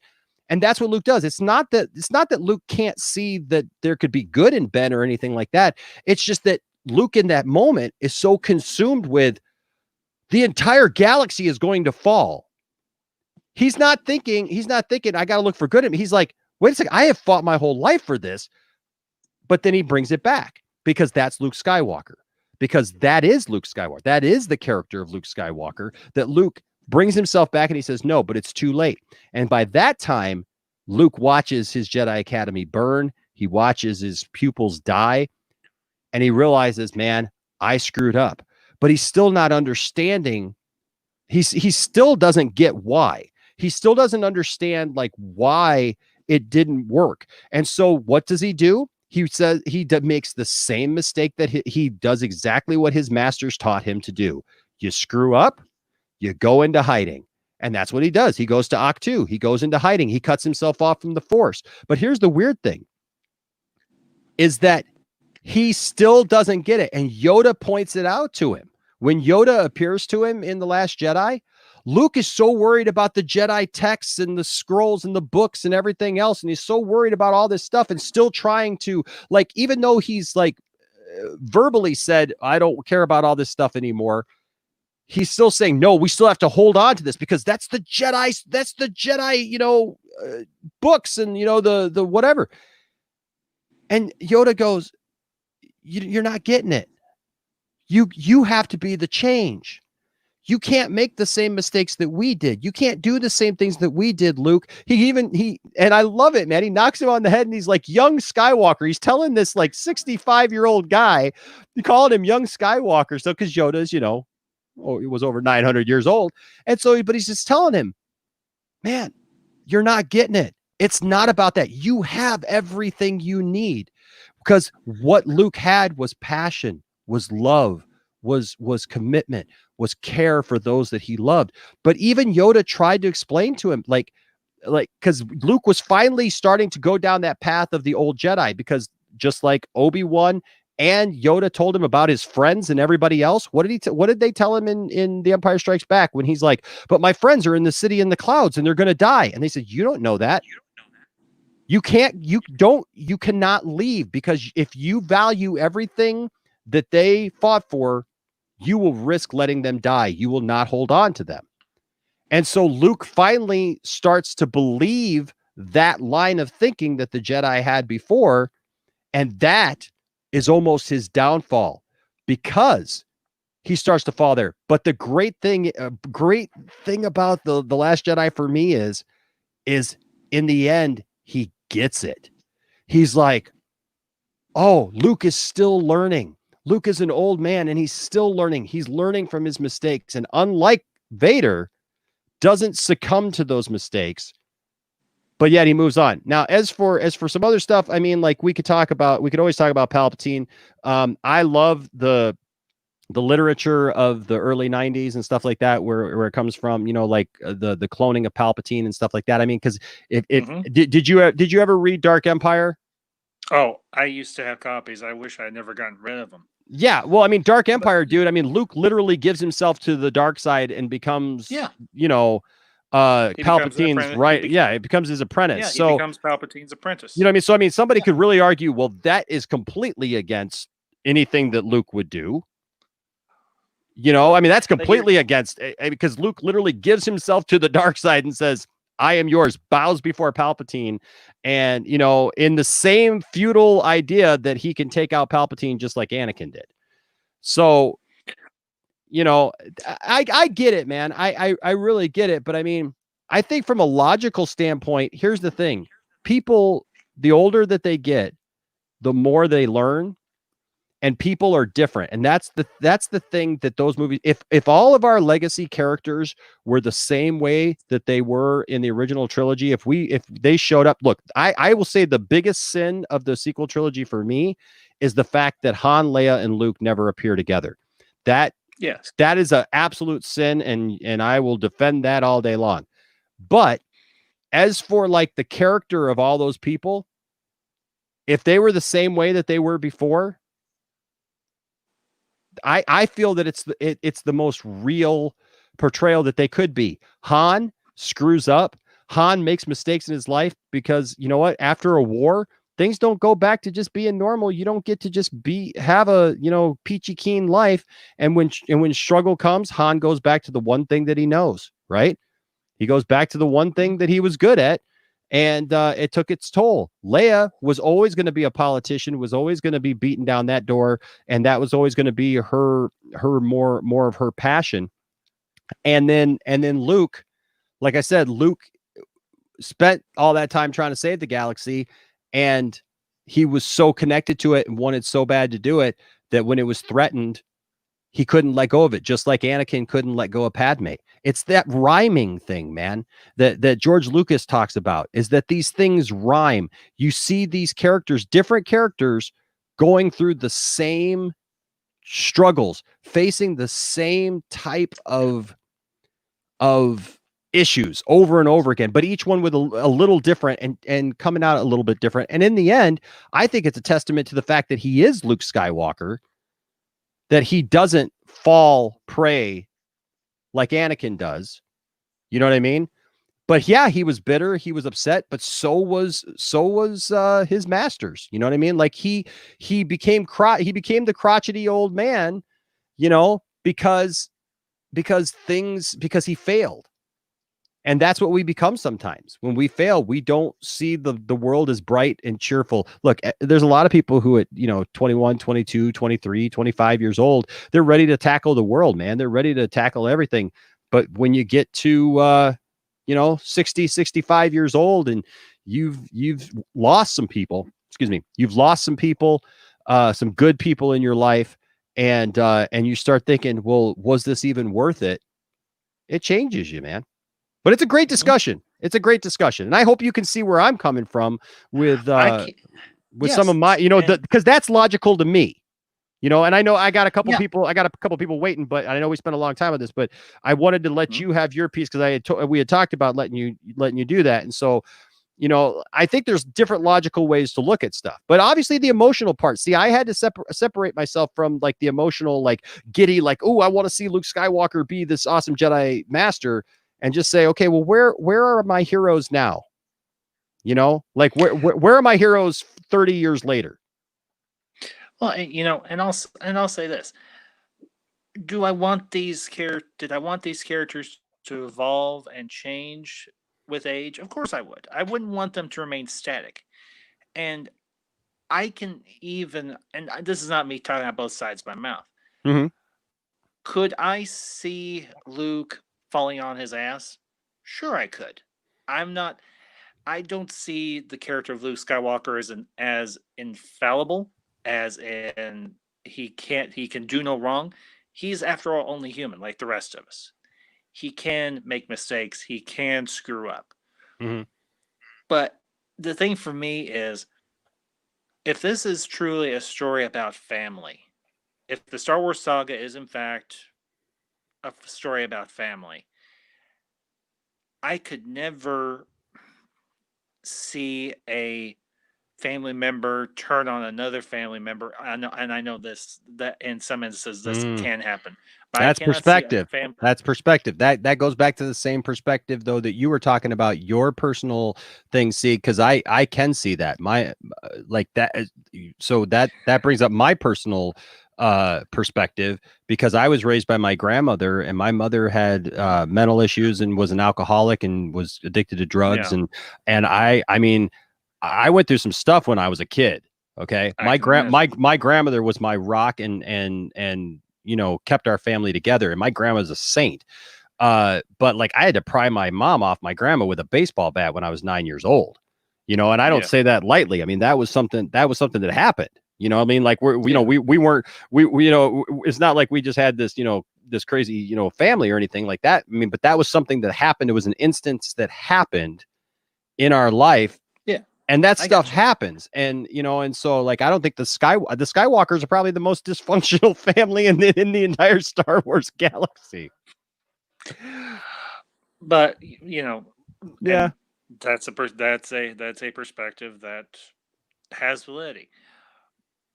But the difficult thing for me was saying to myself, would I murder my own nephew asleep in his bed just because of a bad feeling I had? And I had to say to myself, no. Yeah, but no, don't you? I just But don't you think that that's an over? Okay, and I know I want to get to Zever because he's in there, yeah, because I don't want to take it but think about this. This yeah. just a closing thing. That Sure. don't you think that's a little oversimplification though of that whole moment? Because Luke literally sees what Ben is going to become. He didn't just get a He bad sees feeling. what he thinks Ben might become. Yeah, not but what that's he could be. yeah, but that's Much like he overwhelming made at the moment, and that's exactly what Ben ends up becoming. So, like, he has that he goes back into that same mode that he went when he saw that his friends were in a city in the clouds and they could die, and Luke, like, it's totally within the character because Luke, what did Luke do back then? Luke was rash, and he was like he wanted to go, save everybody. So you could also make the argument that the fact that Luke would be willing to kill his nephew is the fact that Luke wanted to save everybody. He wanted to save his friends. It's a good conversation, man. Yeah. And I respect you, Ambassador. I love you, man. I agree with you, brother. When you mentioned, that we've become friends really quick, and I love that. And we will have much more Star Wars discussions, I'm sure. Oh yes. All right, man. And thank you again for having me on, man. I appreciate it. Oh, dude, And you're a great guest. You're a great guest, man.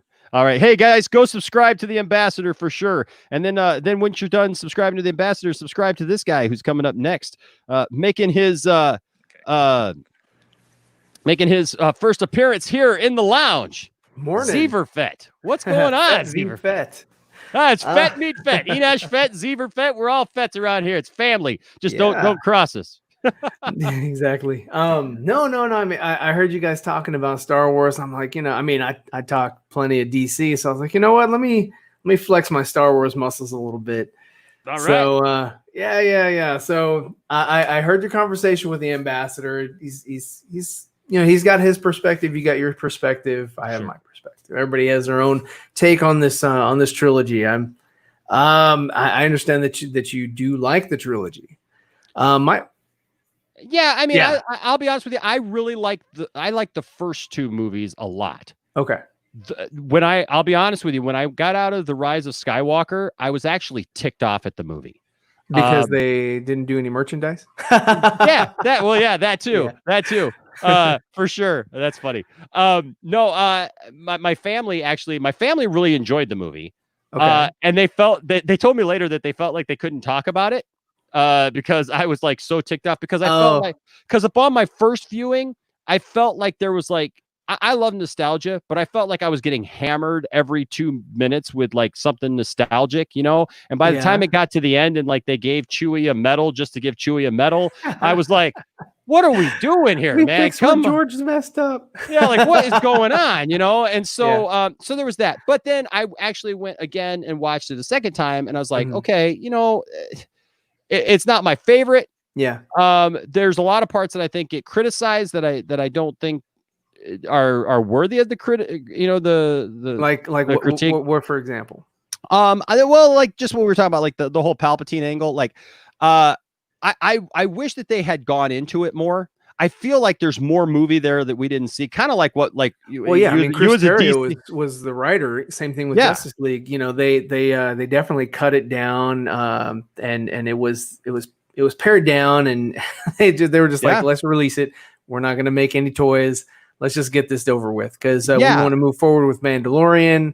and just sort of like not look backward. And that's kind of what Disney do. They don't look backward, they look forward, and they're going to give you a whole bunch of stuff to look forward to, hopefully. Yeah, you just nailed that. You nailed that perfectly, because that's how I related it to like a Justice League or a DC movie. Was like, I felt that there was just more there, that if the story had been there, JJ it would have made more sense to people. And Zach are for good friends. The Millennium Falcon has the Batmobile on it. And he had stormtroopers in BVS somewhere. And so they did swap Chris Terrio, kind of, now you can have him in this movie and I'll have him in the next movie, and I want him back.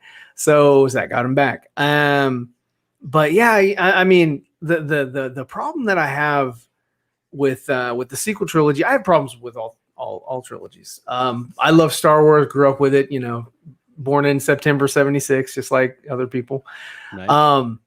But yeah, I even started my hand at a Star Wars fan film back in the early 2000s. So I mean, I was steeped in Star Wars for forever. I brainwashed my kids into liking it, and just so I'll have somebody to talk to.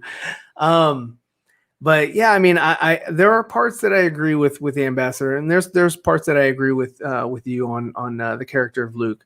I don't mind that he kind of lost his fervor.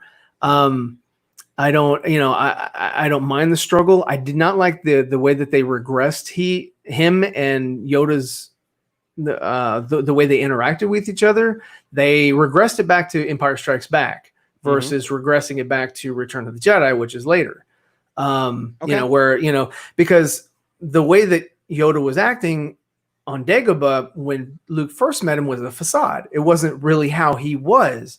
After he was like, I cannot train him, from then on and through Return of the Jedi, Frank Oz was serious. He was, that's a really good point. That's a really good point. So when they did that, Frank Oz was like, oh yeah, this is exactly how the character was. I was like, yeah, but do you remember, Frank, that was back in 1980 and not 83? So I did have some issues with their interactions. I don't mind the issue that he had with his nephew. I don't think that he would have ignited his lightsaber, but I think maybe he would have contemplated, like, what do I do, or how do I solve this? Yeah. I don't like how Princess Leia, or General Leia, however you want to put it, was just always in the same damn situation for her whole life. That's gotta suck, to be in some sort of war for your whole life. I mean, there was maybe a little bit of peace, but according to the Mandalorian, the New Republic wasn't really anything. It's kind of a joke. So it probably didn't last that long. In Mandalorian season 2 or season 3, they're going to get into how the First Order formed, which is another thing that I did not like about the sequel trilogy, which was like, and I've mentioned this on my review of all 3 sequel trilogy films, is that if you were to take a silhouette of the TIE fighter from the sequel trilogy and a silhouette of the TIE fighter from the original trilogy, you wouldn't really know the average person, unless there's some sort of definite thing that you could see. You're not really going to tell a difference. Like, I don't know which one. That's a TIE fighter, but I don't know where, what era it's from. Versus if you look at a ship from the prequels, you can go, oh, I know that's a Naboo fighter. I know that's the ship that kind of opened up with the 6 wings that had double cockpit. I forgot what they're called. Same thing with the X-wings. The only thing that they shortened the nose, they changed the fuselage, and that was kind of it. But if you looked at a silhouette, you wouldn't be able to tell which is which. And I thought that was very lazy. Like you said, depending on or relying on nostalgia. Didn't like that. Yeah. The best thing I liked about it was, or as far as like progression, okay, it's like I had designs of my TIE fighters, how they would have been in my movie. And same thing with the Rebel ship. It was completely different. It was I took the TIE fighter, the circular hull, and I expanded it out towards more of like an egg shape. Same thing with the wings. I made them look similar to the droid fighters, where they open up, but they still have the solar panels on the sides. Okay. So it was a different look, which I like Kylo's ship. I thought Kylo's ship was really unique, interesting, cool. And again, you know, the thing that or the main issue that I think that people have with like loving this trilogy is that ILM did a fantastic job of making this thing look good. The problem that I have is the story, the narrative, the overall narrative. If you know, Palpatine, okay, one thing that JJ said was like, I can't understand this thing, you know, if you don't have Palpatine at the end. I was like, so if what you're telling me is if you make 10, 11, and 12, Palpatine has to show back up because you can't imagine a world without Palpatine. Yeah. So even though he's a clone, whatever, it's fine. But I mean, the character of Palpatine, there's got to, you know, I mean, what the hell was the point of Snoke? For me, there was really no point of Snoke. And then seeing him briefly in a tube or you know, whatever, I was like, okay, I don't care. Yeah, I think they could have definitely done it. That was one of the other things too, was like, even though I'm accepting of the fact that what happened, because there's just people that just won't accept the fact that he was a clone and, you know, and everything like that. Yeah. So like, even though I'm accepting of the fact that he was a clone and that all happened, I really feel they could have done a better job of getting there. Well, the problem is for me that I see, of course, again, is that they have Lucasfilm has a writing team, but these films are written and directed by JJ, written and directed by Ryan Johnson, written and directed by JJ and Chris Terrio. It's like, no, dude, if you have a writing team, I mean, I understand Kasdan helped out, you know, with JJ in the first one, then he went on to Solo. But you know, if you have a damn writing team, then let them flesh this thing out. Give them, you know, here's the overall timeline. I mean, hell, George had storyboard after storyboard. They had meetings, all kinds of crap. You know, the problem that Disney ended up with is that they had, okay, here's my release date, and I need to hit this release date for episode 7 and 8. Episode 9, they gave them a little bit more time because that was supposed to release in May, and they pushed it back to December. Yeah. And even with all that extra time, they still didn't come up with anything that was cohesive. They made gross errors like the light speed skipping. Again, ILM made it look fantastic, but the logic of it was stupid because Han Solo I didn't understand. Yeah, Han Solo had said this Millennium Falcon, you can't do that. You'll end up in a supernova, and that'll end your trip real quickly. And it's like, oh, but they figured it out. It's the same old damn ship. It's like taking a 57 Chevy and saying, okay, you know, let's soup it up and do, you know. So number one, I didn't understand that at all. Like I didn't get like what the point of that was just like, just light speed skip. Like, I don't understand. Like, what was the benefit of because you're trying to lose people somehow? It was the same or similar to what they did in episode 8, which was retarded because it was the whole movie was a slow speed chase. Yeah. Retarded. I'm sorry, but like, oh, they're gonna track us through light speed. Okay, so we're just gonna slowly flank them, come back, and movie's over. And there's no more anybody. Everybody's dead. You know, I understand that Carrie couldn't do much because you know she didn't. She couldn't move around very much. So, and I saw that in The Force Awakens. And I was like, oh, I feel real bad. But you know. I guess they couldn't really do anything for her, you know, for health wise. And maybe that was part of the reason why she passed. I don't know. I don't know why she passed, but it was unfortunate. And the whole, like you were saying on the other one, you know, the Doomcock was like, oh, they're going to reset the thing. I was like, no, they're not. They're not going to reset anything because, again, same thing. Disney doesn't look back; they look ahead. They look for what can we add to. You know, to sort of fix things in motion. You know, they want to, you know, take more, you know, take different avenues and here's another game, you know, that Squadron game or whatever. And here's, you know, because they just had that other one, the one with the Joker, where he was running around and they gave him different lightsabers and dual lightsabers and stuff like that. I forgot what Fallen Order. You know, so they're progressing and they're doing good. But they're not doing great. And I think that, you know, if they put all that money and time into it, then don't, you know, I mean, hell, the sequel trilogy was rushed and it suffered. The whole Canto Bight sequence could have been eliminated. Or what would have been better would have been if you'd taken the character of Rose Tico, which I didn't like. I'm sorry, I didn't like her. She was whiny, weird. I didn't understand the whole thing at the end when they were flying around in those stupid ships that didn't have any firepower. So it's like, what are you doing? These walkers are slowly walking, and it doesn't matter what the hell you're doing. If you're flying around in circles, they're just going to shoot you anyway. Yeah. So it was retarded. It was, visually impressive. I love the crate.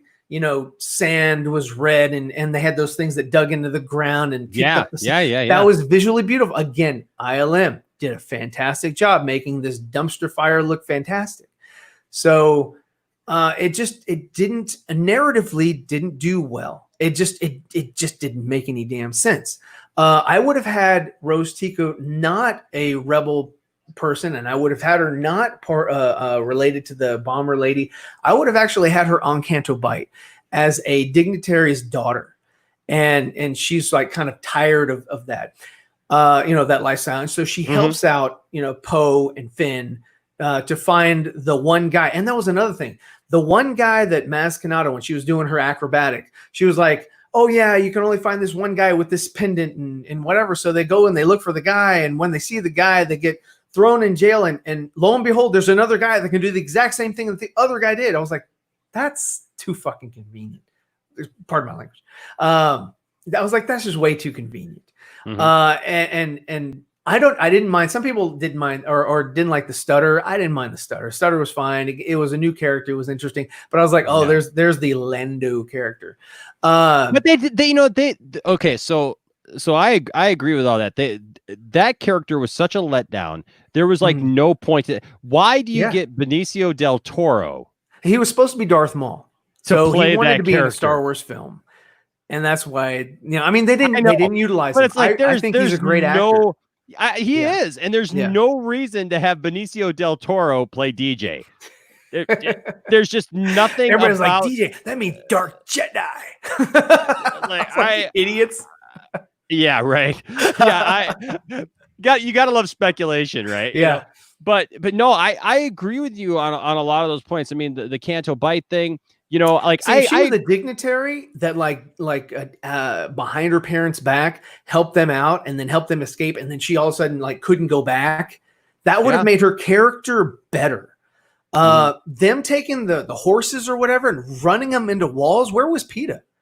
Where were they at?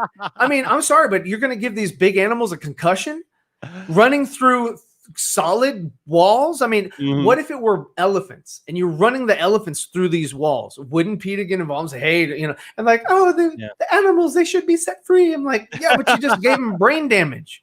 Right. It was stupid. Yeah. I hear you. Like there's a couple of things, the slow speed chase, it does, for some reason it doesn't bug me. I don't know why. I have a feeling like if it were anything else it would bug me, but for some reason it doesn't bother me that much. What bothers me actually is the fact that I know a lot of people hate Holdo. They just absolutely hate her, and there's people who and I don't understand. Think she went out of her way to be a douche. It's kind of like TV shows. You watch them nowadays, and the bully is just overdoing it. Yeah, but I talked to a buddy of mine. I talked to a buddy of mine who's a Marine, because everybody wanted Poe to be so much more, and and I remember I had a lot of friends who were just Poe, they totally crapped on Poe. Poe had every right to demand, and no, and I'm like, no, he didn't. No, Poe got slapped down. Poe got people killed and almost lost their entire fleet. Like Poe had no place, standing on that bridge demanding from an admiral. And no, I agree with you on that point. I agree with you that he had no right to do that. But I'm not a fan of Holdo, the way that they made her treat him. Yeah, he was outranked. And I don't think, and I do agree with people online that have said, hey, they should have had Akbar be the one to, go, take the ship but again, that's not how the Force works. That's not how Star Wars works. There's one shot And I think they based the whole damn thing off this one shot where the A-wing flies into the bridge of the Superstar Destroyer, the Executor. And I think that they just based everything on that. And I was like, if that was the case, then they would have just rammed, Mon Calamari ships into the Death Star, or something like that. Yeah, and I've said to a lot of people, like, okay, just because you can do something doesn't mean you're always going to do that in war, right? I mean, you're not just going to like start light speeding ships into other ships. You know what I mean? Like, I mean, if you've got droids. Well, see, okay, that was my point. Like, why did Holdo need to die? You got a whole ship of droids there. Like, why does she have to make that? I was like, if a character needed to die, then I mean, because really, don't you need an admiral right now? Like, you just literally lost. They're losing so many people. They have no people left. No, I agree. And they're all going down to this one little planet. And again, it's I don't know the whole thing. And then when it jumps into to Rise of Skywalker, the issue with Rey. Okay, I'm not a fan of Rey being connected to Palpatine. I'm not a fan of Rey throughout the trilogy or the first two, like failing upward. It's like, they were like, how'd you do that? I don't know. What? Like, no, I'm so sorry. You've got to know something. Like when she was talking jargon, I was like, okay, I buy that. But you can't just fail upward all the time. And I think that's the problem that we have in our society today is that I don't think it was possible for her to get her ass handed to her, which she needed. That's how you root for somebody to win. Yes. They've got to be, they got to have their ass handed to them at some point in time. Like, bitch slapped somehow, Luke got his ass bitch slapped and he came back. And that's what makes a great hero. That's what makes somebody you root for the underdog. And she was never really the underdog. They tried to give her mistakes at the end when she was fighting Kylo. Like, oh, she finally lost. No, I'm so sorry, dude. She kicked his butt. She kicked Luke's butt on his butt. And it was I thought that Luke fought better in her fight with the stick than he did with the hologram fight, which I didn't like the look of Luke. I like the Just for Men Luke, which I think he could have looked throughout he didn't have to look like a hobo. There were so many things in this trilogy that the only thing that I really thought was a great natural progression was BB-8. BB-8 was developed by those droid builders. Fantastic progression of technology. Oh yeah, good. Yeah. Kudos to them. You got to love it when what was it? Who's the Neil deGrasse Tyson? Tyson came out and said, well, obviously that's CGI because that wouldn't like physically. He's an idiot. Work. I don't like him or Bill Nye. I know me either. They belong with Doomcock. Exactly, but you got to love it when a guy like that comes out and goes, well, that's obviously CGI because that is physically impossible, and they're like, yeah, let's roll the thing out here. There it is. Physically there. Don't know what to tell you. It's on the sand. It works. I guess we bent the laws of space and time. You're welcome. There's a God as well. We're hiding God in the back room too, Neil deGrasse. So it is what it is. But there's a lot of stuff like that. I think what could have been better is with Ben. I think it should have been Ben that dropped her off on the planet after the whole debacle with the Jedi Temple. I think he could have as a teenager would do, leave her with this guy, with something Plun, Kantar Plun, or I forgot what his name is. Oh, Unkar Plutt. Unkar Plutt, yeah, the guy from yes. Oh God, from Simon Mission Pegg. Impossible. Simon Pegg. Yeah, Simon Pegg. Yeah, Simon Pegg. So I think that because that would have been a teenager thing to do, give him to it's like, hey, you're safe. I'm out. I wash my hands. She could have been just a student, or it could have been that he allowed Snoke to infiltrate the temple. He thought that he was doing right. And Snoke could have killed, Mara Jade. Mara Jade is Rey's mother. And that would have been cool too. And then that's why you're talking my. So if there's anything about the sequel trilogy that ticks me right off, is the fact that we don't have Mara Jade. Oh, and even JJ named Carrie Russell's character Mara Yes, as like a tease, but I mean she's too young, but excuse me. But I mean it was like what? It's like, why are you doing that? You're just gonna piss people off. And you're not in your position to where you don't want to piss people off. You know, Right. you want the money. Well, especially when you got Carrie Russell, who kind of looks like you could see that she could be that kind of character, you know, and everything, and like well, to me, at the end of The Force Awakens, when it shows Luke standing on the hilltop, to me it looked like there was a like a stone in the ground there that looked. I swore that was what we were going to find out in the next movie, was that Mara Jade had existed, that she had been Luke's wife, and who knows, they may still do some kind of stuff like that with all these Disney Plus series. I don't know how that works, and you go a whole trilogy without mentioning her, and that like she's not important enough to mention a character like that. Would tick me off, because Mara Jade deserves so much better than that. I believe Mara so. And I completely agree with you. I mean, you know, she's definitely one of my EU characters that I thought should be in the film.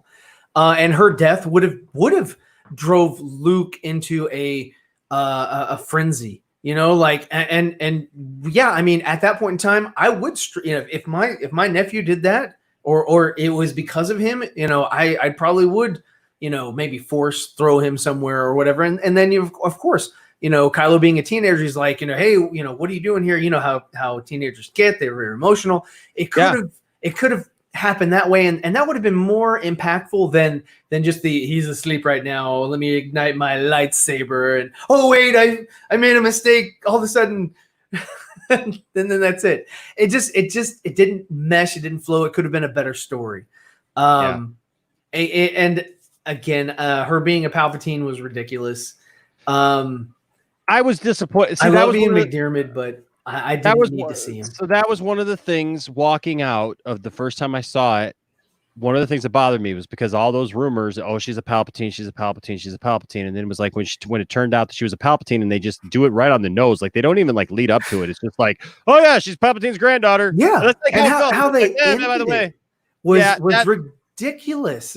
It was like, okay, number one. Problem with JJ. You had the little girl in the little alien girl at the parade. Like, what's your last name? Like, who asks that? You know, and then the old lady out of nowhere on a desert planet, out of nowhere, she's like, "What's your last name?" I'm like, what? You asked that twice in the same damn movie?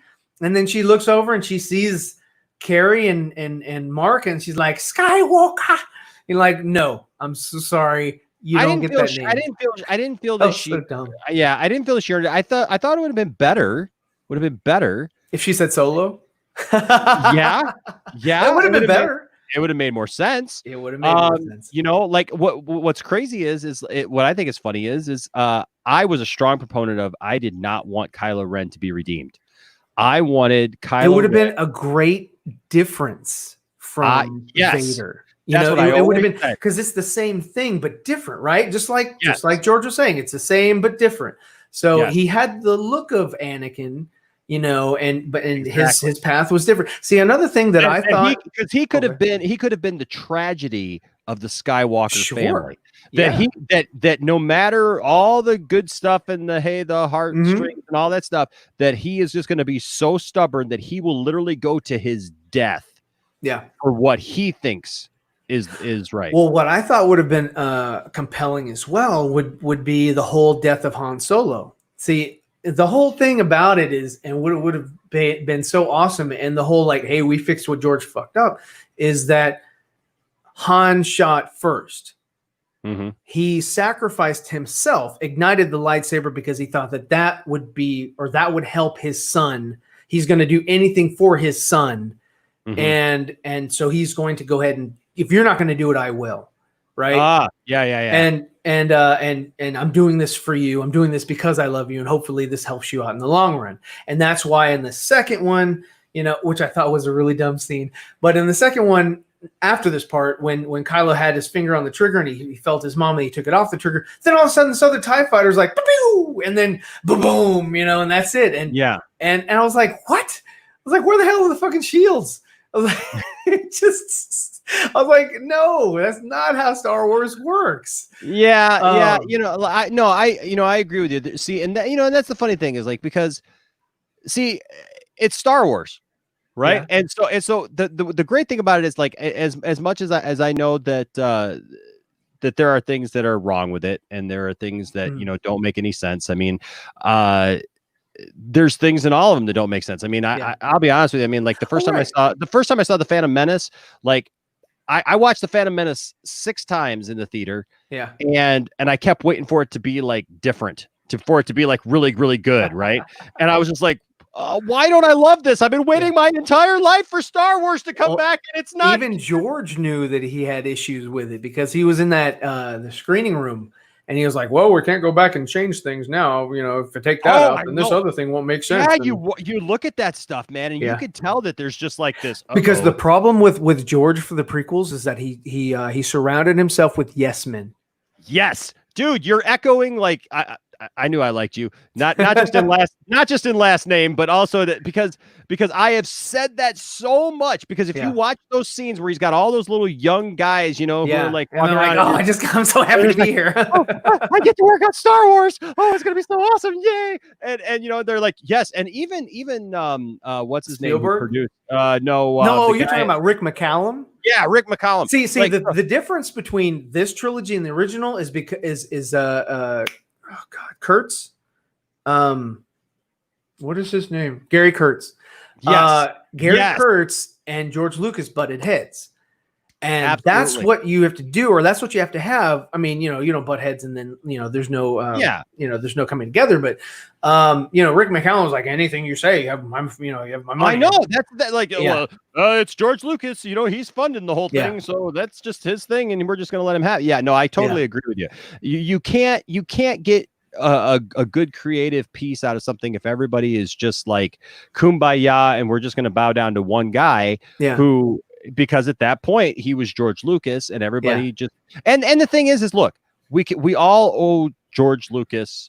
He gave us something fantastic to attach ourselves to. But we have to remember that George, he directed the original Star Wars, but he did not direct Empire. He did not direct Jedi. He had other people. He did direct Jedi a little bit because Marquand was not. He was at odds with his cast. They did not like him, so George had to step in. And he didn't direct the whole thing, but he had to step in. But I mean, but you did hit the nail. It was like. Is there were people who could talk back to him. Yeah. There were people who could push back at him, and out of that conflict arose the original trilogy and its glory and what we all remember. Now, can you say some of it is because a lot of us were kids and hey, that's what it was. But also the creative era. The 80s was so creative. Look at everything that came out of the 80s. Everything that's come since has been reboots, reimaginations of the same damn thing. Yeah. It's because once you have that sort of, look at all the Jaws movies that other people have made, and even with different, that recent one, Crawl. It was I didn't like it. Max recommended it. My son recommended it. I watched it and I was like, this is retarded. But anyway, Jaws is almost a masterpiece for me. But but if you look at that, they did have issues, there's so many problems with just the reasons or whatever for what Star Wars was the way it was at the very beginning. It was short. It was a quick sort of episodic, jump into the story. But there were so many things. That was like the destruction of Alderaan was really quick, and I don't know. It just wasn't there. There were problems that I had with just like some of the set pieces, of course, like when or even some of the costumes were falling apart. Like some of the stormtroopers, you could see their armor was all flapping around because it was a low budget film back then, and and George Lucas actually got John Williams on the cheap, which I mean he's definitely a I mean he lucked out with that. He definitely lucked out with John Williams because John Williams has given us so much. Oh my gosh, dude! Superman, I was E.T. No, yeah, he did E.T. Jurassic Park. You know, I mean, just so these staples that just kind of stay with you. You know, Harry Potter and all that. And then the prequels. Okay, so George didn't have Gary Kurtz in episode 6. They parted ways. I think because George didn't want to work with him anymore. And then he was also going through his divorce at that time. And that also played a factor in why we didn't get any more Star Wars post Return of the Jedi. And so that's, you know, so we the budget they couldn't get Wookiees on Kashyyyk. So instead they reversed the name, said, okay, here's Ewoks. We're going to make these plush, you know, little toys or whatever. And you know, the same thing with the Porgs. You know, I mean, I think that they overused the Porgs in the sequel trilogy. I think, you know, I mean, because what they did was they painted over the indigenous creatures that were there. They couldn't move. They wanted to use the location. They couldn't mess with the wildlife. So what they did was they just, you know, place these things over. But then they put like these these little you know, the Porgs were inside the Millennium Falcon making a nest, and Chewie was over there cooking a Porg and was about to, you know, it's just like, which I don't understand either, because Chewie should have just eaten that Porg. He's already dead. You've already Chewie would have. Chewie, for goodness sake, was like still gonna eat things when they're up, you know, like in the middle of the woods and gets them all, you know, in a net and everything. And it's like, and you got it. It's already cooked. It's succulent looking. It's like roasted to perfection. And like Chewie's like, I'm not gonna eat it. And they're like, just whatever. like, no, I'm gonna eat. Now, my wife, she has a murder of porgs, which that is the official term for a collection of porgs, just like with penguins. It's a murder of porgs. Kind of ironic, but it is a murder of porgs. Probably very delicious. It's a delicacy. Yeah. But yeah, I mean that's kind of my thoughts. So he didn't have Gary Kurtz. He had Rick McCallum. The only people that he actually listened to were the fans, and that's why he downsized Jar Jar. Ahmed Best, diminished his role in part 2, gave him a little bit in part 3, just to sort of like, you know, make people feel something for him. I love Ahmed Best. I'm sorry for the things that he went through. Same thing with Anakin Skywalker, Jake Lloyd. You know, I'm so sorry for the things that he went through. I know he had a hard life. You know, anybody who plays a huge character like that, larger than life character, you know, I'm sure that, you know, they probably get it. I'm upset again, same thing, with never seeing Hayden Christensen back in the sequel trilogy. That was a mistake. Now, what I would have done for the sequel trilogy is I would not have used or relied so much on the main 3. I know that you would have loved to have seen him in the story, but this sequel trilogy didn't focus on their characters. Yes. And so they didn't develop the characters, so therefore we don't give a crap about the characters. We only care about where's Han, where's Leia, or where's Lando, you know, it's, you know, where's Luke. You know, we only care about the original characters. So who cares about, you know, like they had Finn, such an amazing start. Like, oh, you're a defective stormtrooper, possibly force powers. We'll see. But you know, it was interesting, but then they dropped it. And then, you know, with Poe, he was supposed to die just like Han, but he didn't. Yeah. So, you know, they had this extra character that they had to try to develop, and it didn't really go anywhere. You know, he didn't add much. And that's the thing, is it kind of went back and forth. I agree with that. Like you know, I think people lose the fact sometimes that the story is not about those original 3. Yeah. You know what I mean? It's not about those characters. I get it that people wanted to see Luke be the awesome Jedi Master. I mean, the prequels were about Obi-Wan, Padme, and Anakin. And in 4, 5, and 6, Obi-Wan was in it for a minute, and then he made a couple appearances in the second and third installment. Yep. Anakin was no longer Anakin. That was Darth Vader. It was our villain, so he wasn't there. Yep. He was only there at the end. And then of Return of the Jedi, and then Padme was done. She was gone. So you didn't have anything lingering. Like, if they had made it, these episodes in chronological order, we wouldn't have been, worried about. Exactly. It wouldn't have been an issue. But since these are so beloved characters, everybody's like, push that nostalgia. Oh, yeah. Get Harrison Ford in 2 films, even though he didn't give a damn about Star Wars. Wanted to have his character killed off in Episode 6, exactly, and give him a whole shit ton of money just to see him again. I don't understand why he was in Rise of Skywalker. That didn't make any sense to me, because I thought that they used footage. Because it was the same damn lines. Well, what I felt should have happened was, and I know we got a couple people waiting, but what they should have done was, Luke uses the line at Kylo at the end of The Last Jedi and says, "I'll be seeing you around," right?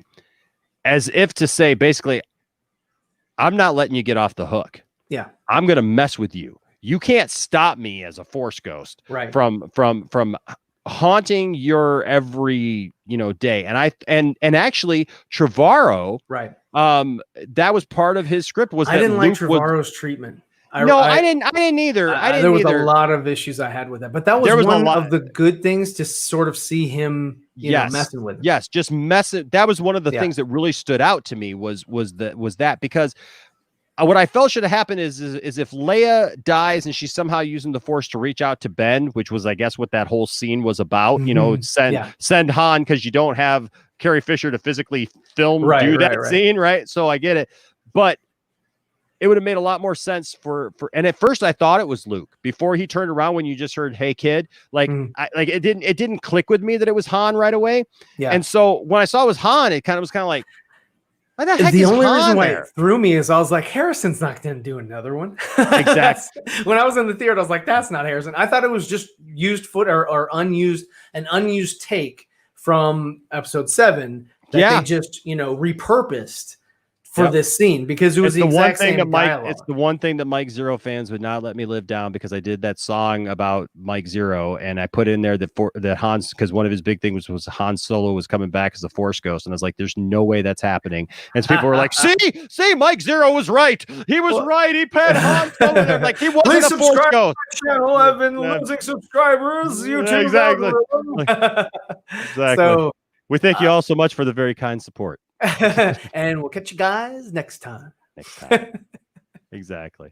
Well, hey man, you bring up a lot of great points, and that's the thing is, like, both with you and Ambassador, like I love talking to people like who get it, and we can have good conversations, and it's just I think it's like anything, like there's some people that, like, see, like when I talk to you and Ambassador about this tonight, I get that you guys are coming from an intellectual point of view. You guys are, coming at it. Obviously, Ambassador had some emotional, touch there with it as well. Yeah. Yeah. But like the people who just come at me and just go, "Well, it just sucks." Well, right. If we're not going to have critique, then you better have some sort of like, well, what's your solution? Right? Yeah. Like what could you have done better? What would you have done? And that's what I do. I sit there and I look for, because like I said, there's a lot of good things that I liked in these films. Like, Ryan Johnson was like, well, I either want you to hate or to like it. And I'm like, well, I don't hate it. I don't like it. I don't own it. But I do see some value to it. I do see that, there were, the artists that were involved, the cast that was there trying their best. I do acknowledge that there are some good points to it, but overall, I don't need it. Overall, this sequel trilogy wasn't required in Star Wars. They didn't advance the story at all. They didn't advance the world. They didn't world build. They gave you the same thing, but just repackaged it. There's no new epiphany. There's no new, there's just, it's all member berries. There's a lot of member berries there. Remember this, remember that, with some cool new twists on it. I mean, and did you see cool. my video I did not. One Trick Palpy. No, You got to check that out. I want definitely your will. response to that. Absolutely. It's like a I'll check 2-minute that out. thing. So Okay. I got to say, Silent Scotty says, well, he wasn't a Force ghost, so you still win. he wasn't a Force ghost. That's correct. And Silent Scotty is a big he's got a lot of issues with The Last Jedi and stuff. But you know what? We're all still good friends. We're all still friends. Oh, that's what it's all. I mean, this is just entertainment. These people who are trying to like pit, you know, fans against fans and stuff. Those are the people, ladies and gentlemen, that we need to turn on and say, no, we're turning you off, and we're not going to listen to that garbage. Negativity can only get you so far. Exactly. So. Well, hey, Zever Fett, thank you for joining us tonight. And thanks for tuning in to Fett on Fett. Yes, Fett on. I think that's a good collaboration that we got to work on. Fett on Fett. There you go. I like it. All right, man. Well, hey, thanks. You have a great night, man. Certainly, you do the same. Thanks for having me on. Thanks for joining me tonight. Absolutely. Later. All right, we'll talk to you later. Good conversation. Lots of Star Wars. I know Devontae wants to talk about Star Wars as well. He was trying to get in there, but I'm trying to let everybody kind of have their say, and we'll move on. So if Devontae has something here in a minute, we'll get to him. But these guys have been these next two guys have been very, very patient. So I really appreciate that. You know, that's the thing. Sometimes it just takes a while. And so, but hey, you know, if you're in there, you're going to get in. So let's see. I'm thinking it's Gongaga. Oh, I can't hear you. Now? Yes, I can hear you now. Yes. All right, sweet, man. Hey, thanks for letting me in. Absolutely. Welcome. And yeah, it is Gongaga. Gongaga. Okay. Well, welcome. Yeah. Hey, how's it going, man? So just moving away from the old Star Wars. I had a question just about the Ray Fisher. Can you understand me? Is my accent too strong? Or no, dude, you're good. You're good. Cool. Do you think it's possible that something was going on behind the scenes with Jeff Johns and or Josh Sweden pretty recently, with them getting pissed off over the Snyder Cut, and that's what sort of drove Ray Fisher to, you know, make those statements recently? Yeah. So I think that you're bringing up a really good, really interesting point there. Because when I first saw this whole thing break the other day, man, I kept asking the question, like, why is this happening? Like, why would Ray Fisher just come out of the blue, just like both barrels going, man, just like, I hate you, you know, and all, just kind of going after everybody. And that's what I have to keep coming back to. And now tomorrow, here on the channel, we're gonna do one of our Poindexter councils, and sure. That's this topic right here. That's what we're covering tomorrow. But I'll give you the spoilers. So from my opinion, anyways, and that is just, yeah, I have this nagging suspicion, man, that something was going on behind the scenes. Something was happening. People were talking. People were upset about this. We hadn't heard anything from Joss Whedon. We hadn't heard even like a, hey, congratulations, Zach, on getting to, you know, see your vision through. I know that you went through some stuff, you know, because that would have been, like, to me, that would have been the gentleman thing to do, right? Since Joss kind of came in at the tail end of it and everything, it was just maybe to give a nod to Zach and say, hey, you know, congratulations on being able to see your vision through finally, and good luck, you know, and just kind of leave it at that. But it's just, I think you're onto something. I think that there was something going on behind the scenes. Maybe some things were being said. I know that Warner Brothers has been rumored to not be happy with the fact that AT&T has kind of forced this upon them. And John Berg especially was upset with the cost of it and everything. And he was like, he went on record as saying before, you know, like, oh, I wish that it was just $20 million, you know, that they're giving to finish the thing. So there's obviously some people are rubbing each other the wrong way a little bit there. And so, yeah, man, I totally feel there's something going on. Plus whatever happened while they were actually making the movie. Yeah, between Joss and the crew and stuff. I just don't think that Ray Fisher I've been talking to some other people about this. Matt Jarbo from $3 Theater. We talked about this, and like he was under the like he feels, I guess, that, and I don't want to speak for him because he's not here, but he kind of mentioned that like he just thought it was completely out of character, and it probably wasn't the right thing to do for Ray to come out and say these things. But like I feel You that, got to think though. There's got to be some sort of reason as to why. yeah. He's a pretty level-headed guy.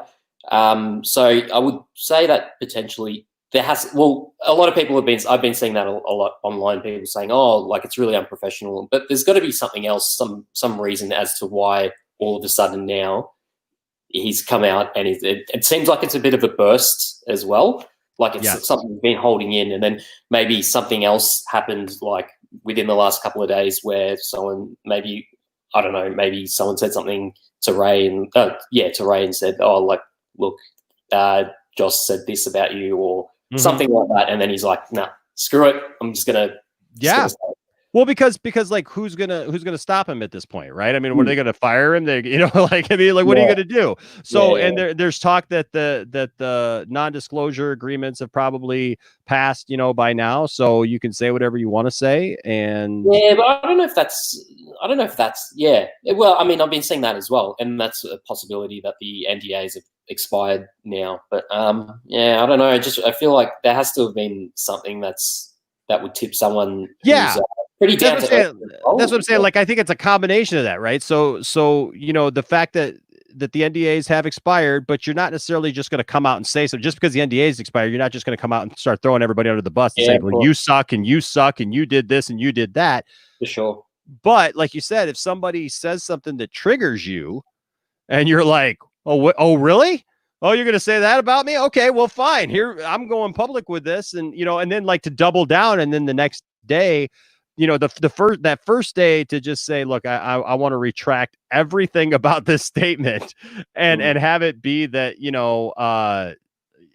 just that he's a good guy, that everything about Joss, that he's a good guy, that he was the right pick for for directing the movie, all that stuff, and then the next day come out and saying, "Look, he was abusive, he was this, that, it was disgusting, it was just." One thing after another. My thing is like, and maybe you can tell me what you think of this. I really feel that like somebody else has to come forward and say something, or else it's gonna look pretty bad on Ray.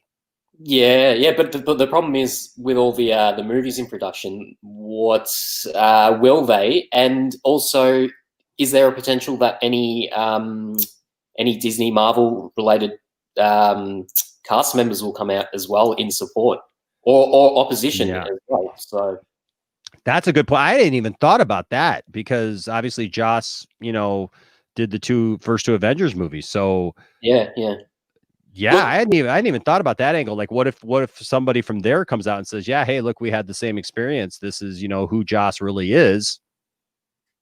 Yeah, I hadn't even thought about something like that. That's an interesting angle on it for sure. Yeah, look, I'm a pretty pro DC guy, I'd have to say. Like, I stopped watching Marvel movies quite a long time. We got one. That doesn't mean I hate on those who do like Marvel. But I think. Yeah, I can't remember where I was going with that. I lost my train of thought. But I'm sorry. No, not at all. I think it's going to be pretty interesting moving forward as to what will sort of come out of that, and what stories we might hear as well. So yeah, I've been following this quite religiously for a while. So what do you think of this? So I'm going to bring this up because Kavari, who's a guy who comes into our streams a lot, and I like Kavari. I've talked to Kavari online here, and I know there's some people on the channel like who call him a troll and all kinds of stuff, but I like Kavari, and Kavari and I have an understanding. He's not a fan of Zack Snyder. He's not a fan of the fact that the Snyder cut is coming and all that stuff, and like right now he's posting so unprofessional of Ray that he wants him to fire him and recast him and everything. So I won't go all there with Kavari, But Kavari does say something because he brought up the fact that Joss Whedon apparently wanted him to say the booyah at the end of Justice League. I don't see. I think it feels like that's an oversimplification of why Ray would come out and start going. Like, I feel like there's people like who are trying to say, well, that booyah thing, that was like his main concern. I can't buy that. It doesn't seem that important. Nah, I don't think that's the well, you know, like in talks for I'm sure like when Zack Snyder and Ray Fisher first discussed, you know, the character of Cyborg, they will probably, this is my interpretation, this is obviously I don't know, but maybe you know, Zack Snyder was like, hey, look, here's some source material for you. Here's like the animated versions and here's the comic book versions. But with my vision, and I'm only basing this on because we know what Zach's, we essentially know the tone of which Zach Films has been doing these movies. Yeah. He might have been like, oh, look, you know, like this is what Cyborg does and this is his powers and stuff. And, you know, here's a catchphrase, but I don't think we're going to use it because we're not trying to do that kind of, have that kind of feel for our film. And so maybe that was like a small thing that was said to Cyborg. And then when it came to Joss taking over, and imagine, like, have you ever had a job where, you know, like you get a new manager and all of a sudden that manager just comes in and is like, hey, you know, this is how you were doing it before, this is how we're going to do it now. Yep. It could have been a full power trip thing where that was happening. And then, like, you know, that is a basic thing, the booyah thing. But maybe that's a symbol, that was a symbol for him to be like, no, he's changing the whole feel of the film. So potentially that was partial. I think that was one small part out of a big sort of puzzle. Yeah. I see so many people like making like that, like this main focus, like it's like he was just ticked off because he had to say booyah, and it's like, I can understand, like you said, like if it's something that like you don't feel goes along, because that's like a Teen Titans thing to do, you know, and Sure. it's not really what the tone and everything that Snyder had, and so I could get that, but you know, I just can't see him like carrying that torch for 3-4 years and then you know, using that as some excuse to now, you know, just totally go off on Joss Whedon about just because of that. I don't buy that. Unprofessional. If that was the case, yeah, I think that would be fairly unprofessional. But I think people have the tendency to oversimplify things, especially when they don't know what's going on behind the scenes as well. So, so probably for him, seeing that comment from John Berg, he was probably like, he was probably pissed off. I'm sure he would have been pissed off. That that's what the response was to what he had said. It didn't even, like, John Berg's response didn't even, like, there wasn't even any detail in his response to even warrant further conversation, really. It's a weird story, man, and I feel like it's not done. Like, I really feel like I've heard a couple people say, well, I think that this is probably it, whatever, and it's going to be done. I just don't feel like it's done. I feel like if there's really something there, you see that look on Jason Momoa's face, man.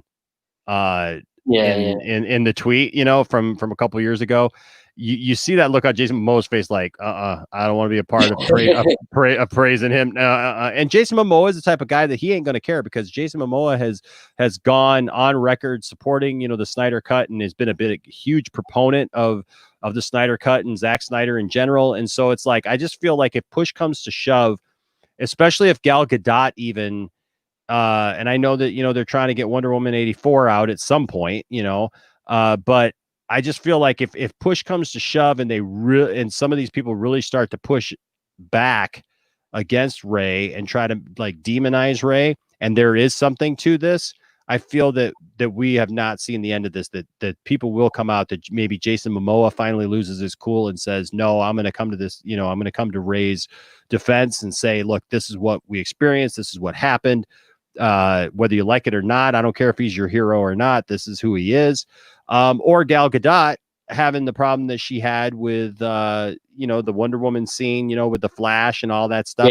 That's just some weird stuff, you know? And so Yeah. Time will tell. Well, if you add that with the what I was sort of saying before, with the tone of the film, and adding in like the booyah and then adding in that kind of thing, like you can only imagine if those are two things that we know about. There's surely got to be more, right? Yeah. And those things set a fundamental tone for how things were potentially run over there, like after he jumped in. Yeah. I had somebody say to me that like I was in a stream last night with some of the guys that I'm friends with here, and I think I watched it. Oh, did you watch that? Okay, yeah. Yeah. It's so with Mad Max and them and everything. Yeah, and somebody mentioned, I can't remember who said it, but somebody was like talking about like that scene, that Wonder Woman scene, and that like they didn't think it was that big of a deal. It's it's an old joke. It's the guy falls and trips into the girl's cleavage, whatever. And I said, okay, and I get that, but I didn't feel that they earned that joke. Like that's like one of those jokes that like, first of all, you're pulling that joke on Wonder Woman. You're not just pulling, this isn't some satirical thing. You're literally talking the Flash and Wonder Woman. So, because somebody even said, well, it'd be one thing too if the people that did that scene, if the characters that were in that scene were somehow romantically connected, right? So it'd be that awkward moment, where the guy trips and falls into the girl's cleavage, like, but it's the Flash and Wonder Woman. So it came across to me as kind of cheap. And I said, look, in other circumstances, yeah, the joke might have been funny, but because of who it was, Wonder Woman, and because it was the Flash that did it, and then on top of that, because they really didn't earn that joke. They're in the middle of a battle. They're in the middle of like fighting Steppenwolf for really the first time right then. Yeah.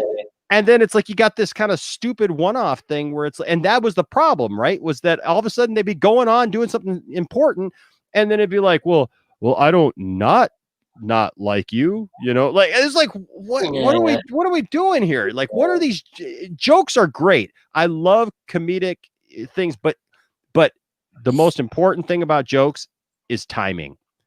Comedy is all about timing. And the context of the joke is as well. Yeah.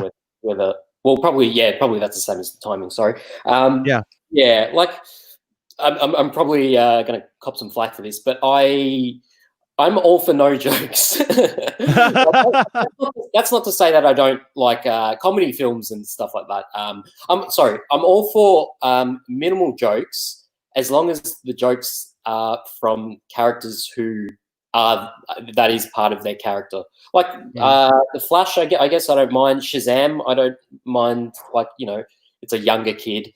But what I've always sort of wanted from DC films is, and for the new Star Wars, in going back to the conversation before Star Wars, is essentially like almost a Lord of the Rings kind of epic. Lord of the Rings isn't humorless, but it has a lot of weight in the tone of the film overall. And the characters that have jokes in Lord of the Rings are the silly ones. So yeah, and the context of the joke. There are some jokes by the more serious characters, but it's the context that makes it okay for them to joke. Absolutely. That is one of the reasons why I dislike Marvel movies nowadays, is because I find it's like pretty much what Justice League ended up being. Let's just stop this intense scene to just make a silly joke for the point of making it a joke, and it loses its weight of the situation which you were referring to before with the Wonder Woman and Flash situation. Absolutely. For them fighting Steppenwolf for the first time, and like I really loved Iron Man 1. I really love the Edward Norton Hulk. That's still like one of my favorite comic book movies of all time. Same with Iron Man 1. But I think that the tones, that's potentially when the tone sort of changed after that. Yes. And so, like ever since Iron Man 1, and I've been a pretty big Justice League in general fan for for a very, very long time. So I was always like, oh man, I wish DC would make their own version. And then when Justice League got announced, I was like, yes, this is the best. But I hope it's like on a serious kind of level, because for me, I've kind of I'm 32, and you know, the more I've aged, the more I appreciate more serious kinds of films. Yeah. That's not to say I don't like comedy films and stuff like that as well. Yeah, and you know, and like I know you make some really good points, man. You know, the thing is that I don't know, DC is just a different thing, right? DC is just a different thing. I agree with you fully. I love the first Iron Man. I love that Hulk movie. Then they turned a corner and everything was a joke. And that was like when I heard people talking about Man of Steel and like putting down Man of Steel because of the destruction and everything, and you know, and you know, how could Superman allow all that stuff to happen? And I'm like, yeah, but there's only one of Superman. And like, how is he supposed to take everybody away from the city when like they're hell bent on that's where they got to be and that's where they're going to be? Like, Superman could have left all he want and said, "Hey guys, come with me," and they would have just looked at him and gone, "No, this is where we're doing our thing. We're going to stay right here." But yet, you know, you literally have the entire Avengers team fighting in the middle of New York City, and there's just buildings getting destroyed left and right and people running for their lives. And you know that there were people dying in there. You know what I mean? Like you know, there are people dying. There's ships literally that alien ship like flies right through between all the buildings and just totally blows them up. And what happens? They all pose and tell jokes, and then they go for shawarma afterwards. Like people are dead. And the only moment that we felt anything was when Iron Man flew through the space hole and was up there, and we thought we were going to lose him for a minute. And then he fell back and they were like, okay, it's all right again. You know, it's like, I don't know. And I know that's kind of an oversimplification of it, but yeah, man, people died and there was like no seriousness to it at all. Like I didn't feel it at all, you know, but you know, that's the difference between Marvel and DC. And I feel like I get that there's more serious. Yeah. Well, I mean, I get the kind of side of the argument where people are like, well, it's a comic book film, so it doesn't need, it has its own rules and all that. But that's personally what I like about DC is it's like, it's more set in a real-esque sort of tone world. It's like, well, what if there was an alien that came and crashed onto Earth? And, you know, what if this event happened? How would he be portrayed in today's society?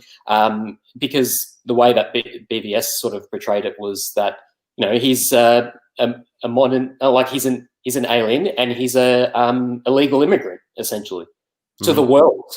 An illegal immigrant to Earth. Right.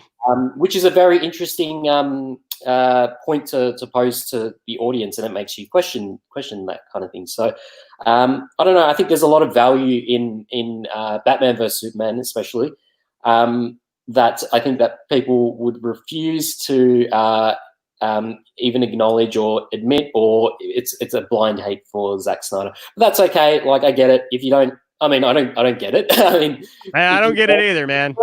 If you don't like it, that's fine. That's all good. And I don't like Marvel films these days as much, but that's me. And you can like it all you want. And I still don't like Star Wars. There you go. See, so you know, and that's the thing, man. And, you know, everybody's gonna like what they like, and that's what I tell people here on this channel. I remind people every time we talk about something, don't let somebody tell you that you can't like what you like. For sure. Like what you like. I may not like it.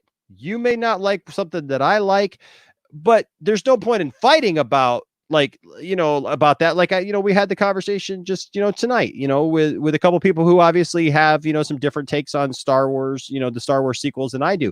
And that's fine. But at the end of the day, we still all like each other and we're like, hey, yeah, we'll see you on the next one, you know, and that's the thing, man. And so I always remind people, stay nerdy, like what you like, and don't try to tell somebody that they're wrong just because they like a movie. Movies are subjective, man. There's you look at the worst movies that are ever been made, somebody likes them. Somebody likes that movie. For someone, that's a movie. I tell you the amount of times I've just on a whim gone and watched a movie like on Netflix or something, and then I've really liked it, and then I go check like because I don't go by RT scores, but I go by generally. I don't really go by reviews in general, but I'll still go have a look at IMDb to see what it got, and sometimes it's gotten 2 or something like that, and I'm like, whoa, really? I found some value in this film, you know. Sorry, I'm going to let you get on to the next person. There's just one more question that I really, really want to ask. What is Gone Gaga? What is Gone Gaga? Yeah, I've been seeing it everywhere, and like people keep mentioning it in relation to DC, and I just put that as my name as a bit. Oh, is that? Oh, you know what? That's a good question. I don't know, man. You know what? But hold on a second. We're live. I don't know. Let's see. Gaga meme. There's I don't know. It looks like it's some kind of meme. I don't know. I haven't seen it. So. I think I did say that, but I was just like, what does it mean in relation to DC though? And why does it keep getting brought up? And what's it got to do with Lex Luthor? Because apparently that's what it is. Yeah, I don't know. You know what? The funny thing is I'm not seeing anything about like DC pulling it up. There's like some anime stuff, and it looks like a couple of video games. But I'm not seeing. We could pose the question though to the chat room. Yeah, and for sure. Says Gun Gaga looks like a trucker. BVS is a complete. I look like a trucker. Yeah. Okay. Whatever, man. Kavari, I love you, man, but come on. Come on, Kavari. I think we should all challenge Kavari to find one thing about the Snyderverse that he likes. But no, I don't know, man. I'm now you got me interested, man. Now you got me interested for sure. Yeah. I got to figure out what that is. Yeah, I don't know what that is. Yeah, me neither. All right, cool, man. Thank you so much for the chat. Absolutely. I'll try and jump back on one day if you let me again. Absolutely, we'd love to have you, man. Absolutely. Yeah, thank you so much for joining us. And cheers, man. Thank you. All right. Thank you. Have a good evening. All right, man. Talk to you later. Stay nerdy. All right. Yeah. No, it's funny. Sometimes there's stuff that I have no idea where it came from. Like I had not heard that one yet. You guys are great in the chat room tonight, by the way. You guys are really good, and it's just a lot of fun so far. So now this guy Devontae has been waiting, and I want to read you what Devontae put. There's a private chat, and he put Marvel is superheroes reacting to the world around them, while DC is the universe reacting to the superheroes around them. And I love that, Devontae. I gotta say, now I'm intrigued. I love it. Welcome, Devontae. Hey man. So yeah, like yesterday, I kind of want to start off what we was talking about yesterday with the whole Disney, like maybe reviewing the sequels, and how I was telling you, like, for me, it's not like why would they do it? It's more like how would they do it? Like, is it like you know what I mean? Because they did it with the Legends canon, and it was easy to do that. Sounds like what would they? It's like what would they like when it comes to monetary value and stuff? What would be the pros and cons of rebooting your sequels? Would you gain back that fan base, and would that like turn more of a profit in revenue? Would that allow you to maybe fix the errors in your storytelling and how you went about putting the sequels out? That's kind of what I was talking about. Oh, sorry.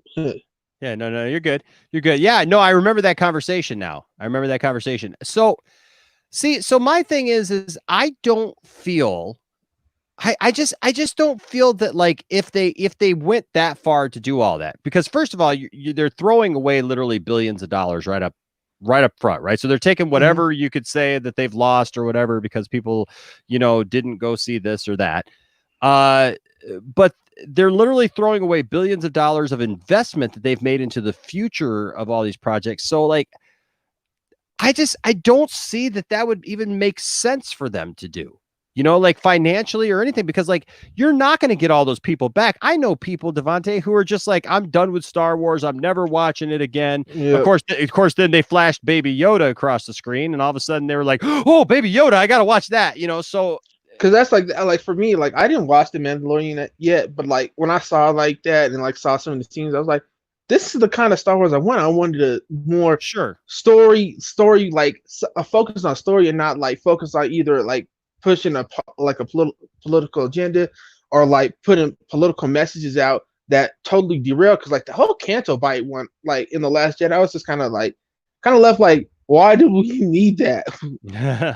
And then just for like the DJ turns on everybody. It's like my brain was kind of like, how though? And one of my problems with the sequels is like the sequels are so flawed in their movies that they rely on outsourced media, and then barely anybody will pick that up, or like people will like kind of like some people will like explain some obscure thing that happened, and then you kind of like, how am I supposed to know this? It should be in the movies. And like to like be fair, Legends did this a lot, but it wasn't as bad because like most of this stuff was like it was in there. When they did it, it was mostly to explore like certain things like, oh, why does Anakin have a new hand? Who's this character and why does he have a background? Like with Jackson, I found out Jex in Legends, the guy who runs the diner, got hunted down. Got hunted down by the Empire and people who had like Jetster. Dexter people Jetster. who had like relations with that, like relations with the Jedi and some friendships, they were hunted down. And then you find out that the waitress, she reopened the diner during the Empire and stuff. And like stuff like that. That's what they would do usually. And like I didn't have a problem as much, but it's like it was more world building stuff that they were doing instead of filling plot holes and stuff. And another thing is, I'm not sure if this is canon anymore, but do you remember Genji Travasky's 2003 miniseries of the Clone Wars? Oh, dude. If you remember the last couple episodes of season 2, where the Battle of Coruscant and Anakin's kind of journey of like prophesizing his turn to the dark side and stuff. Yes. Dude, the Battle of Coruscant actually like opens up with the Sith, like the Separatist fleet, actually hyperspace ramming basically by coming out of hyperspace and ramming the ship. So it's not a new concept. It's just designed in a new way. No, you're right. I didn't even think about that, man. It's been a lot of people actually forget about that. I've got the DVDs of that, man, and you're right. I completely forgot about that. You are right. They do that, and I'll be honest with you, man. That right there, I love that whole series. Genji Travasky really knows how to do action, especially animated. Like, oh yeah, I remember. I'm not sure, like, because for me, this is how I feel like in terms of like the Clone Wars. I feel like the 2003 Clone Wars is canon to the CGI one in the sense of 2003 is the main like the main part of the Clone Wars and the end part of the Clone Wars, while the CGI is filler. Like it's the bread. CGI is the filling of the sandwich, and the 2003 is the bread. Yes. Well, and I love the way that the cartoon ends, because it explains so much. I mean, it ends right there at the beginning where Revenge of the Sith starts. Where Revenge of the Sith starts. It explains why General Grievous, sounds the way that he sounds. He got choked out. That was like, oh man, like the way he gets like when Mace Windu crushes it, and my man. He bends like Grievous bends like, ooh. Yeah, I know, man. It's great. It's awesome. Also, if you've ever have you seen season 7 of the Clone Wars, right? Yeah. Oh yeah. Do you know Mace Windu references the time he was on Tatooine and he had to hand fight the super battle droids? Does he? In the miniseries, there's like in the first season in the miniseries. I remember the scenes. Yeah, where I remember the scene. Yeah, but does he reference it? Yes, he says I've destroyed something like some sort of number battle droids, and he lists the number of super battle droids and B1 battle droids. Oh, It's like a little nod that you kind of missed, and that's why I consider the CGI to be the filling, because there's so many things that are mentioned from that series that people will gloss over if you've never seen it. Like Asajj Ventress actually mentions her and Anakin fighting on that planet, and basically Anakin dropping her into the pit. Really? I'm gonna have to go back and watch that. I'm gonna have to go back and watch first season, or first season, or it's either the movie. It's either the movie or the first season. She literally says, Anakin, like, Skywalker, it's been a minute since I've seen you, so and so. And Anakin's like, oh, I remember the last time I encountered you, I dropped you in like the pit or something, like, right? Yeah. And it's like little nods to that stuff.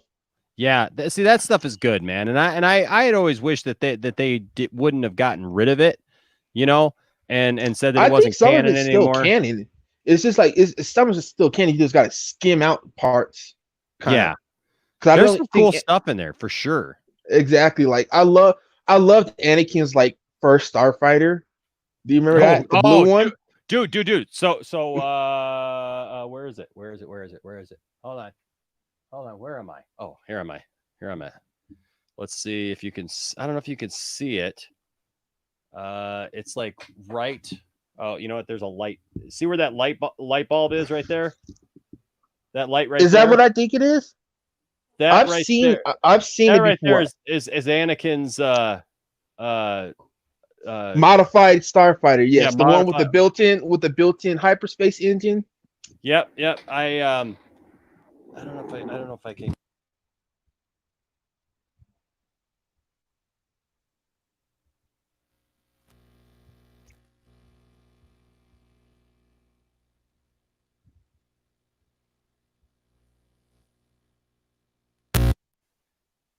All right, can you hear me? Yep. Okay, I'm pulling stuff out. I'm messing up messing up my whole got wires all crossed and everything. Okay, but no, man, I love that ship. That ship is so and cool. one of the things I loved about it was when I first was talking to somebody. I think on the comments of the because the whole thing's on YouTube. You can look it up for free. But I was talking to somebody, and I think somebody pointed out that I think these are exaggerations of the force powers because they are from the perspectives of other people that are there. But at the same time, I was like, I can see that, but I also think it's like, I think it's like the actual storytelling, like, you know what I mean? Mm-hmm. I think it's just like it shows how like the Jedi of that era were like way different in terms of like powers and stuff. Mm-hmm. Yeah, like man. I remember Dirge. Like Dirge was one of the best characters that like. So Dirge, man, is like one of those weird things, right? Because like he never showed up in the in the CGI one, right? No, that's what they missed out on. And one of the things is, I believe he's actually in Legends continuity too. Yeah, because I love that figure. I've got a couple of Dirge figures. I got. Speaking of those Clone Wars things, I remember I had like the little 2 mini set where it was like the characters, but like they were kind of like they didn't move really well. No, they got you got like that right there. Oh yes, I actually have the Commander Cody, but I lost his rifle. Yep. So you got that one. I dig this one. Yep. See, like little stuff like that. I had like the General Grievous, but I lost because I was like 5 years old. Oh yeah. I got now. See that. So this is one of my favorite. Oh yes. I love that, man. Because like I've got the regular General Grievous stuff, but this animated General Grievous is so cool. It's so cool. I know, and it's so rare. You can't even find them anymore. And then of course, got Yoda. Yep. You got Commander Cody? Yeah. He's I think it's Commander Cody. Is it It's Phase 3 Commander Cody with the jetpack and the little blaster rifle. Let's see. No, I don't think I have Commander Cody. I got him. Oh, Captain Fordo, because that's what I found out. That's what his name is. Oh, okay. Yeah, I And thought it- I always thought it was cool that they actually like took it from that scene because like he does Mhm. that in the scene, and so I thought that was cool. Did you And, know that's the actual same clone trooper in the Battle of Coruscant, the red clone trooper who's holding the line? is it really? Yes. That's actually him. Yep. I actually like the designs of them. Really, I like the like kind of like Oh yeah, Genji Chavarsky treatment of them. I do too, man. I think it's cool. And then of course, character that we've been talking about right there, Dirge. Yeah, yep. Good old Dirge.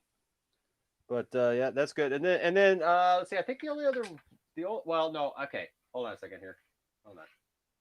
I only got two more because I know that they continued the series, but I didn't find the other ones. So I think that it was probably that I just didn't find the Commander Cody because I got the other Anakin, and then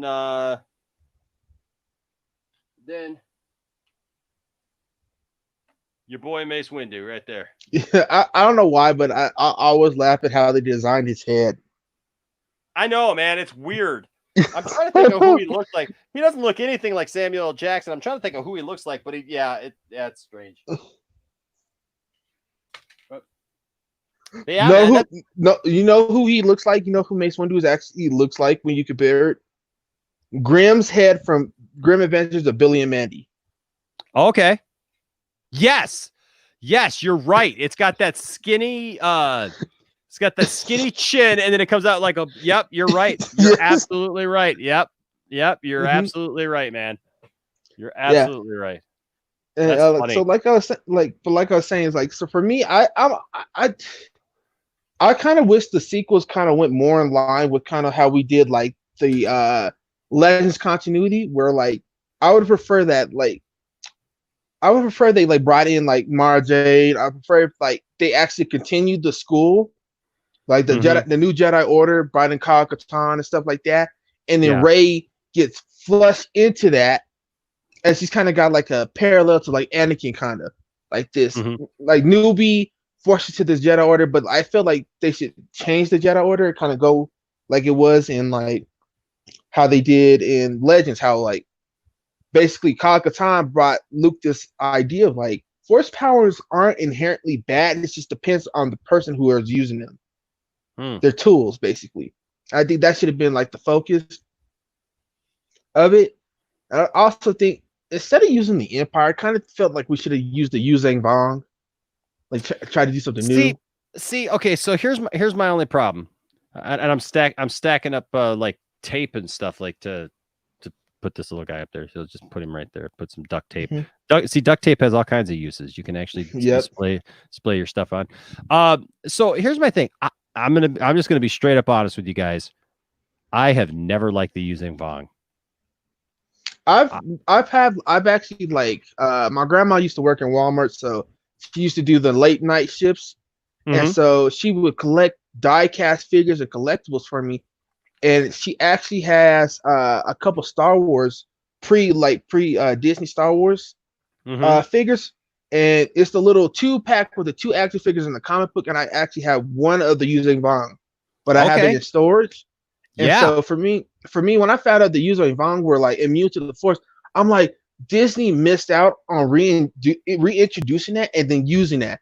Like that would have been a perfect the Jedi and this new Order of the Republic facing this unknown enemy that usually they would just throw Jedi at. They just throw them at him, and now they can't and have to rethink that whole strategy. I would have loved to seen that. Yeah, no, I get it, man. I don't know why. I never because I read all those books, man. Like, you know, I was a huge reader back in the day, man, reading all the Star Wars novels, you know, and stuff. I mean, I read them all as they came out. And I just never could get into the Yuzhang Vong. I don't know why. Like I tried and it was just like, I guess I just did. There was something that just didn't connect with me. And like, I guess I just never like saw them as I don't know. I really can't explain it, man. Like I've tried to think like in my own head, in my own mind, like why don't I like these characters, you know? And and I just don't. I don't know. I never connected with them. I never believed them as villains. I never believed them as characters. And so, it's weird how you can have that, isn't it? Like where it's like there's something that's there, but you just like, I don't really care for that, and I don't really know why. I just don't. I also think that they missed out. I think Disney missed out because they tried to replicate the OT trilogy a lot, and I feel like they missed out on, if they really wanted to, they could take like some of the Legends material that they made uncanon and bring that in. Like you could do like a Sith War 2.0 where the New Republic is versus like the new Sith army. And like you could probably make it like a new Empire, right? But like have the Sith army be the counter to the Jedi and be like basically the remnants of the Empire learned from their lack of like using the Force users. So now they're training and actively seeking out those Force users, turning them into Sith, and now they're going to fight fire with fire. Use the Sith as their spear and use their whatever remnants of the Empire is as the backbone to that. Yeah. Kind of like how the Jedi did in the Clone Wars and how the New Republic will do. And that's another thing. The New Republic was really underused, and I felt like they should have like really went back to Coruscant, but not only back to Coruscant, but really put an emphasis on how now the winning side has that firepower to back them up, and I feel like they just kind of wasted that. Yeah. No, I know, man. It's interesting because like, you're talking novels, right? So you're talking books and stuff like that. And so I don't know if they just felt like there was only so much they could do and only so far they could go. I don't know, because I guess with any story, like if you, I think what it is it's like, so if you tell so many stories and the same good guys always win, you almost start asking the question, well, why am I reading this? Right. And you just even, I mean, especially because there's so many more novels and books than there were movies. Right. That's another thing. I was researching because I wanted to go back and I wanted to read the whole thing. I wanted to just try it. And so I'm pretty sure, if anybody in the chat can correct me though, Dark Horse with the Star Wars canon had got so far into like the future where I believe the names of the Skywalkers and Solo actually got lost in the time. And I think if Disney was smart enough, they would capitalize on that. And they could do something new and just take from that and just go from there and be like, these new characters, some like, honestly, they could have been like, maybe Rey is related to the Skywalkers and stuff. Maybe Poe is like related to like Wedge Antilles, and he's a descendant of like the Antilles bloodline. And it's just their names have been lost in time, and it's just now it's time for those heroes that we've known to come back. Yeah. And it's just like figuring out, who am I in this? I have such big, like my ancestors are such big name heroes in the galaxy that are there legacies overshadowing my like purpose in life? That would be a perfect thing for the sequels. Finding your purpose in finding your purpose like with the legacy of so and so in your bloodline overshadowing you. That would be perfect. That is because you could literally have moments where they're like, people like held them up to such high standards and they get frustrated, and have those moments where like maybe a character might turn to the dark side just because they want to do something new for themselves.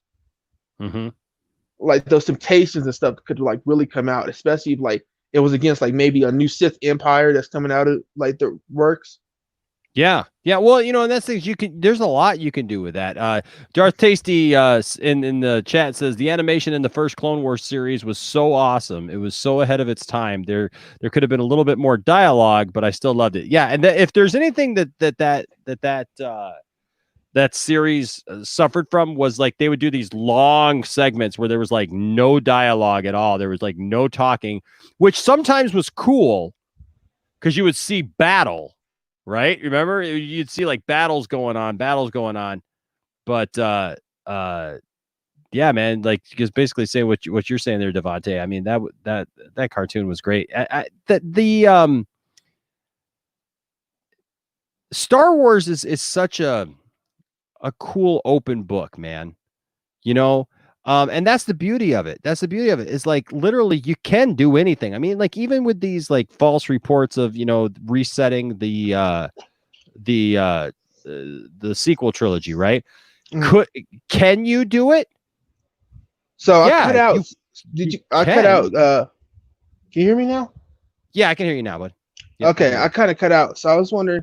So I was about to say that one of the things I loved about the Genji Kravosky is that one thing as a kid I always wish I saw more of when it came to the prequels, especially 2 and 3. And I consider 2 to be like between tier 5 and 4. In like terms of Star Wars movies that people are asking, why would you say that? The reason I say that is because I measure the content that is spun out of 2. Like the Clone Wars, Captain Fordo, Dirge, Asajj Ventress. Yep. Republic Commando, the video game, Battlefront 2. Like all this stuff spun out of episode 2. And that's why I consider it a high tier, because when you're thinking of like when you compare the Star Wars like movies, people compare it on the movies alone. But I think you should compare it on what it did and what came out of it and what helped, like what spun out of it, like its legacy, kind of. Yeah, like, for sure. Like Revenge of the Sith, like it's high tier because of the memes, and not only the memes, but like the characters, the backstories, the comics, all this. Order 66 is like a pinnacle moment in Star Wars history.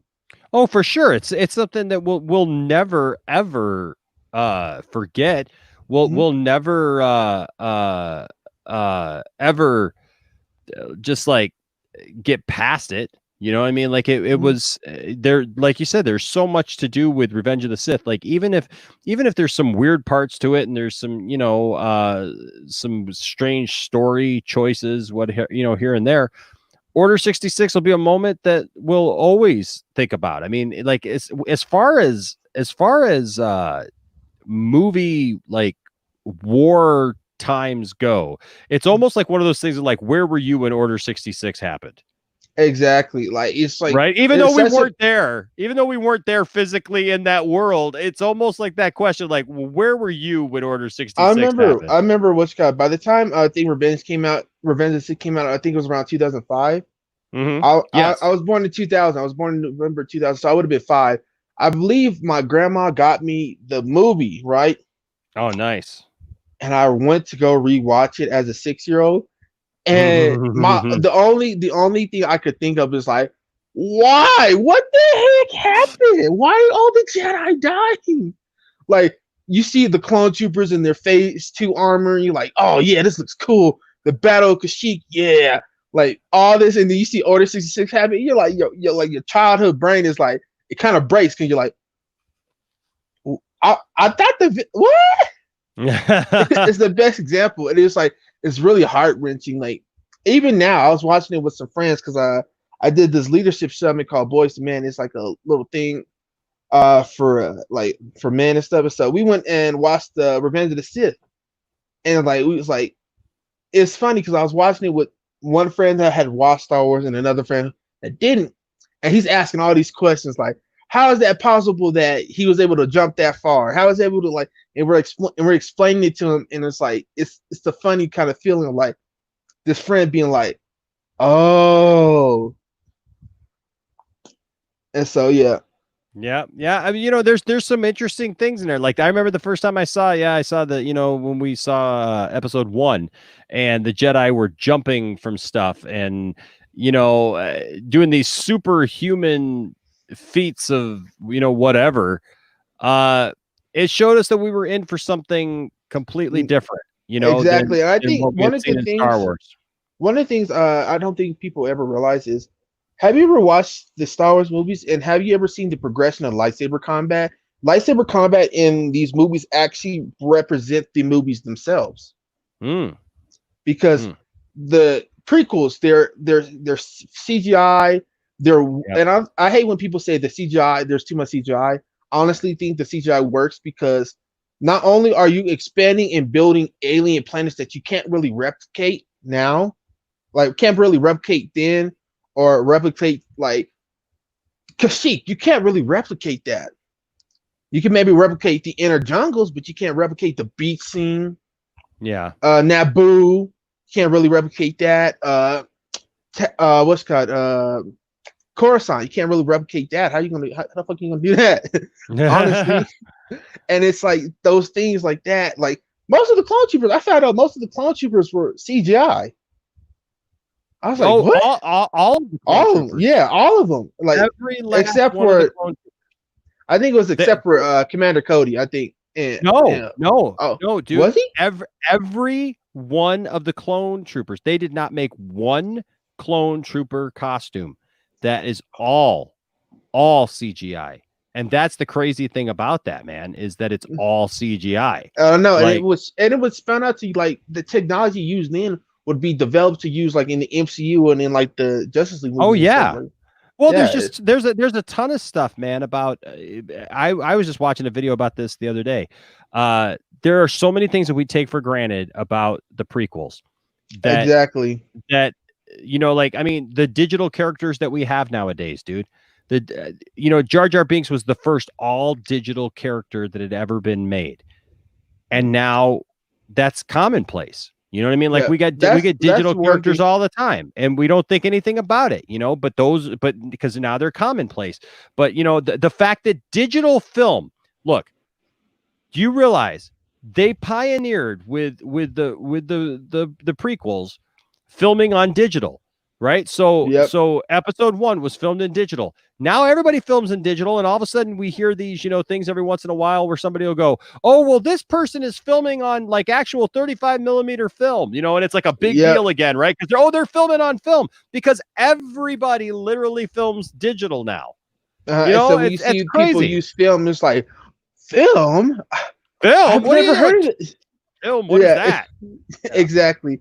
And like for me, like one of the things I'd like to say is like when I talk about like the prequels, like and when I was talking about how the lightsaber combat reflects that, the prequels were a high age for the Republic, and not only that, they were more like the fights may seem more choreographed, and I think George Lucas based it off actual Japanese type of theater art. I forgot what it was called, but if you look the fight scenes are like real ecstatic and they like represent like the chaos and duality of their environment. And then when you watch the OT trilogy, it's more ecstatic because it's an era less filled with Jedi. It's an era filled with conflict, and you got to be careful because like one wrong step and the Empire could snuff you out. Yeah. And then like you learn from your mistakes and you come back. Like literally, The Empire Strikes Back, when Luke gets his hand cut off in the fight scene, and you like see like basically the heroes at their low, and then you see him like come back at the end. It totally represents the movie. Yeah, and then when you see like the sequels for me, it's like the lightsaber fights were kind of more. They're kind of more rugged, not only because like the lack of Jedi, but because of the characters themselves. Mm-hmm. And one thing I didn't like when Rey was kind of using the lightsaber, especially like the training montage in The Last Jedi, is I learned lightsabers are weightless, basically. So basically, so in canon, lightsabers are weightless, and this carries on to the Disney canon. So that's why they train you from a young age, because you can't just use it. It's not like using a sword or a staff because there's a weight behind it, so you can control it more. Mm-hmm.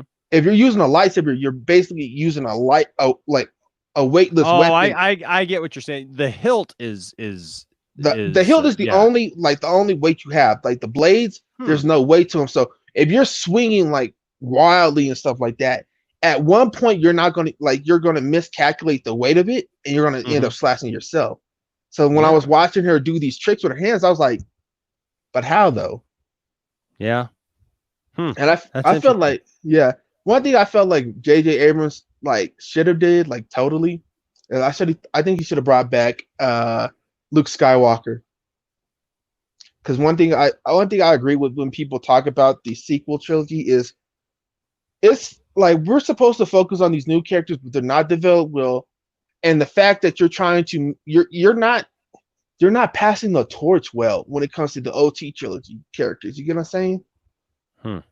Like they're not doing them a good, like you're not doing them right. So when the time comes to where Poe like takes over and he's like when like you know what I mean?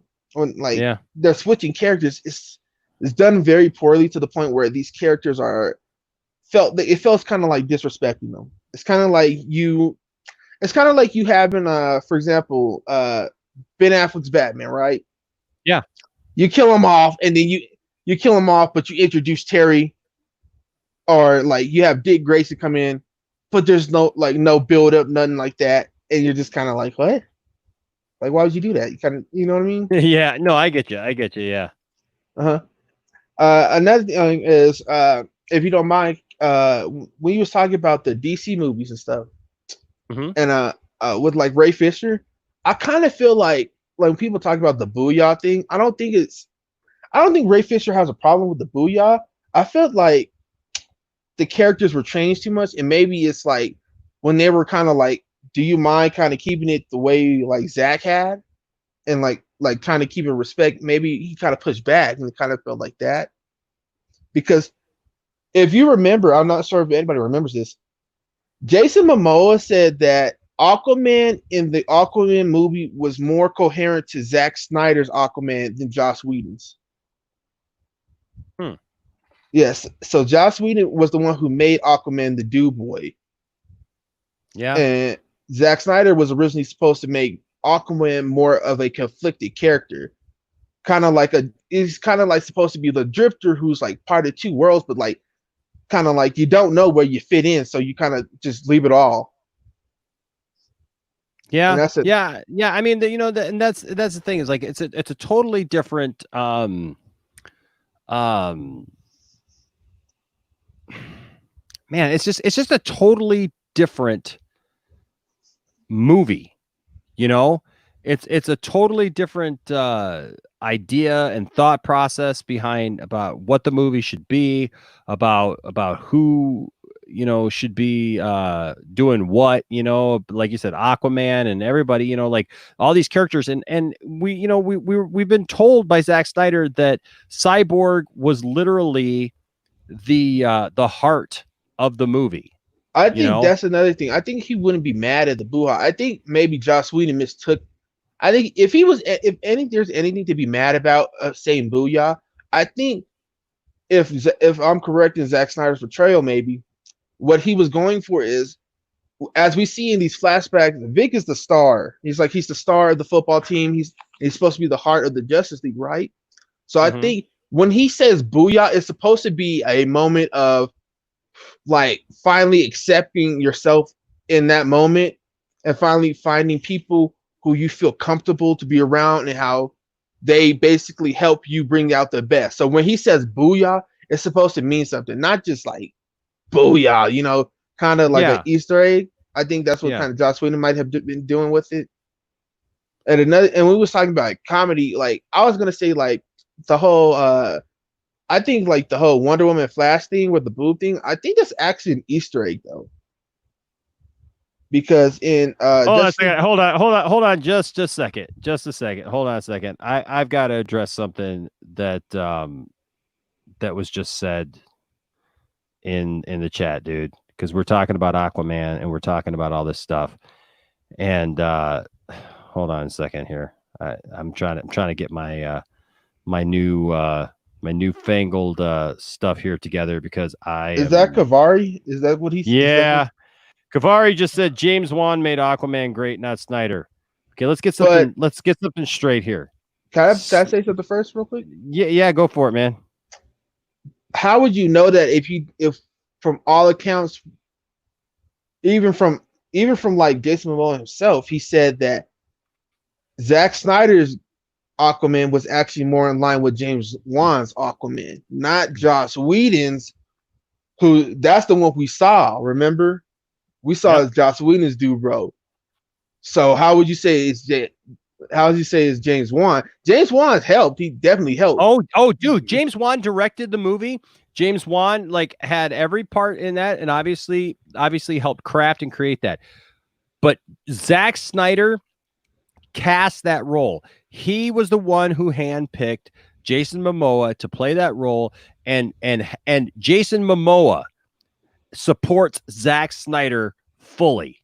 And not only that, sorry to interrupt. Not only that, if I'm correct, Zack Snyder helped on the movie too, and just like Zack he did Snyder, with Wonder Woman. Producer. Zack Snyder is a producer and an executive producer on all of these films, folks. So don't kid yourself that Zack Snyder just doesn't have anything to do with these films. Zack Snyder is an executive producer. He cast Gal Gadot as Wonder Woman. He cast Jason Momoa as Aquaman, and he's an executive producer on those films. So with what Devontae said, with what I said, I got one word for you: booyah! Get out of here with that.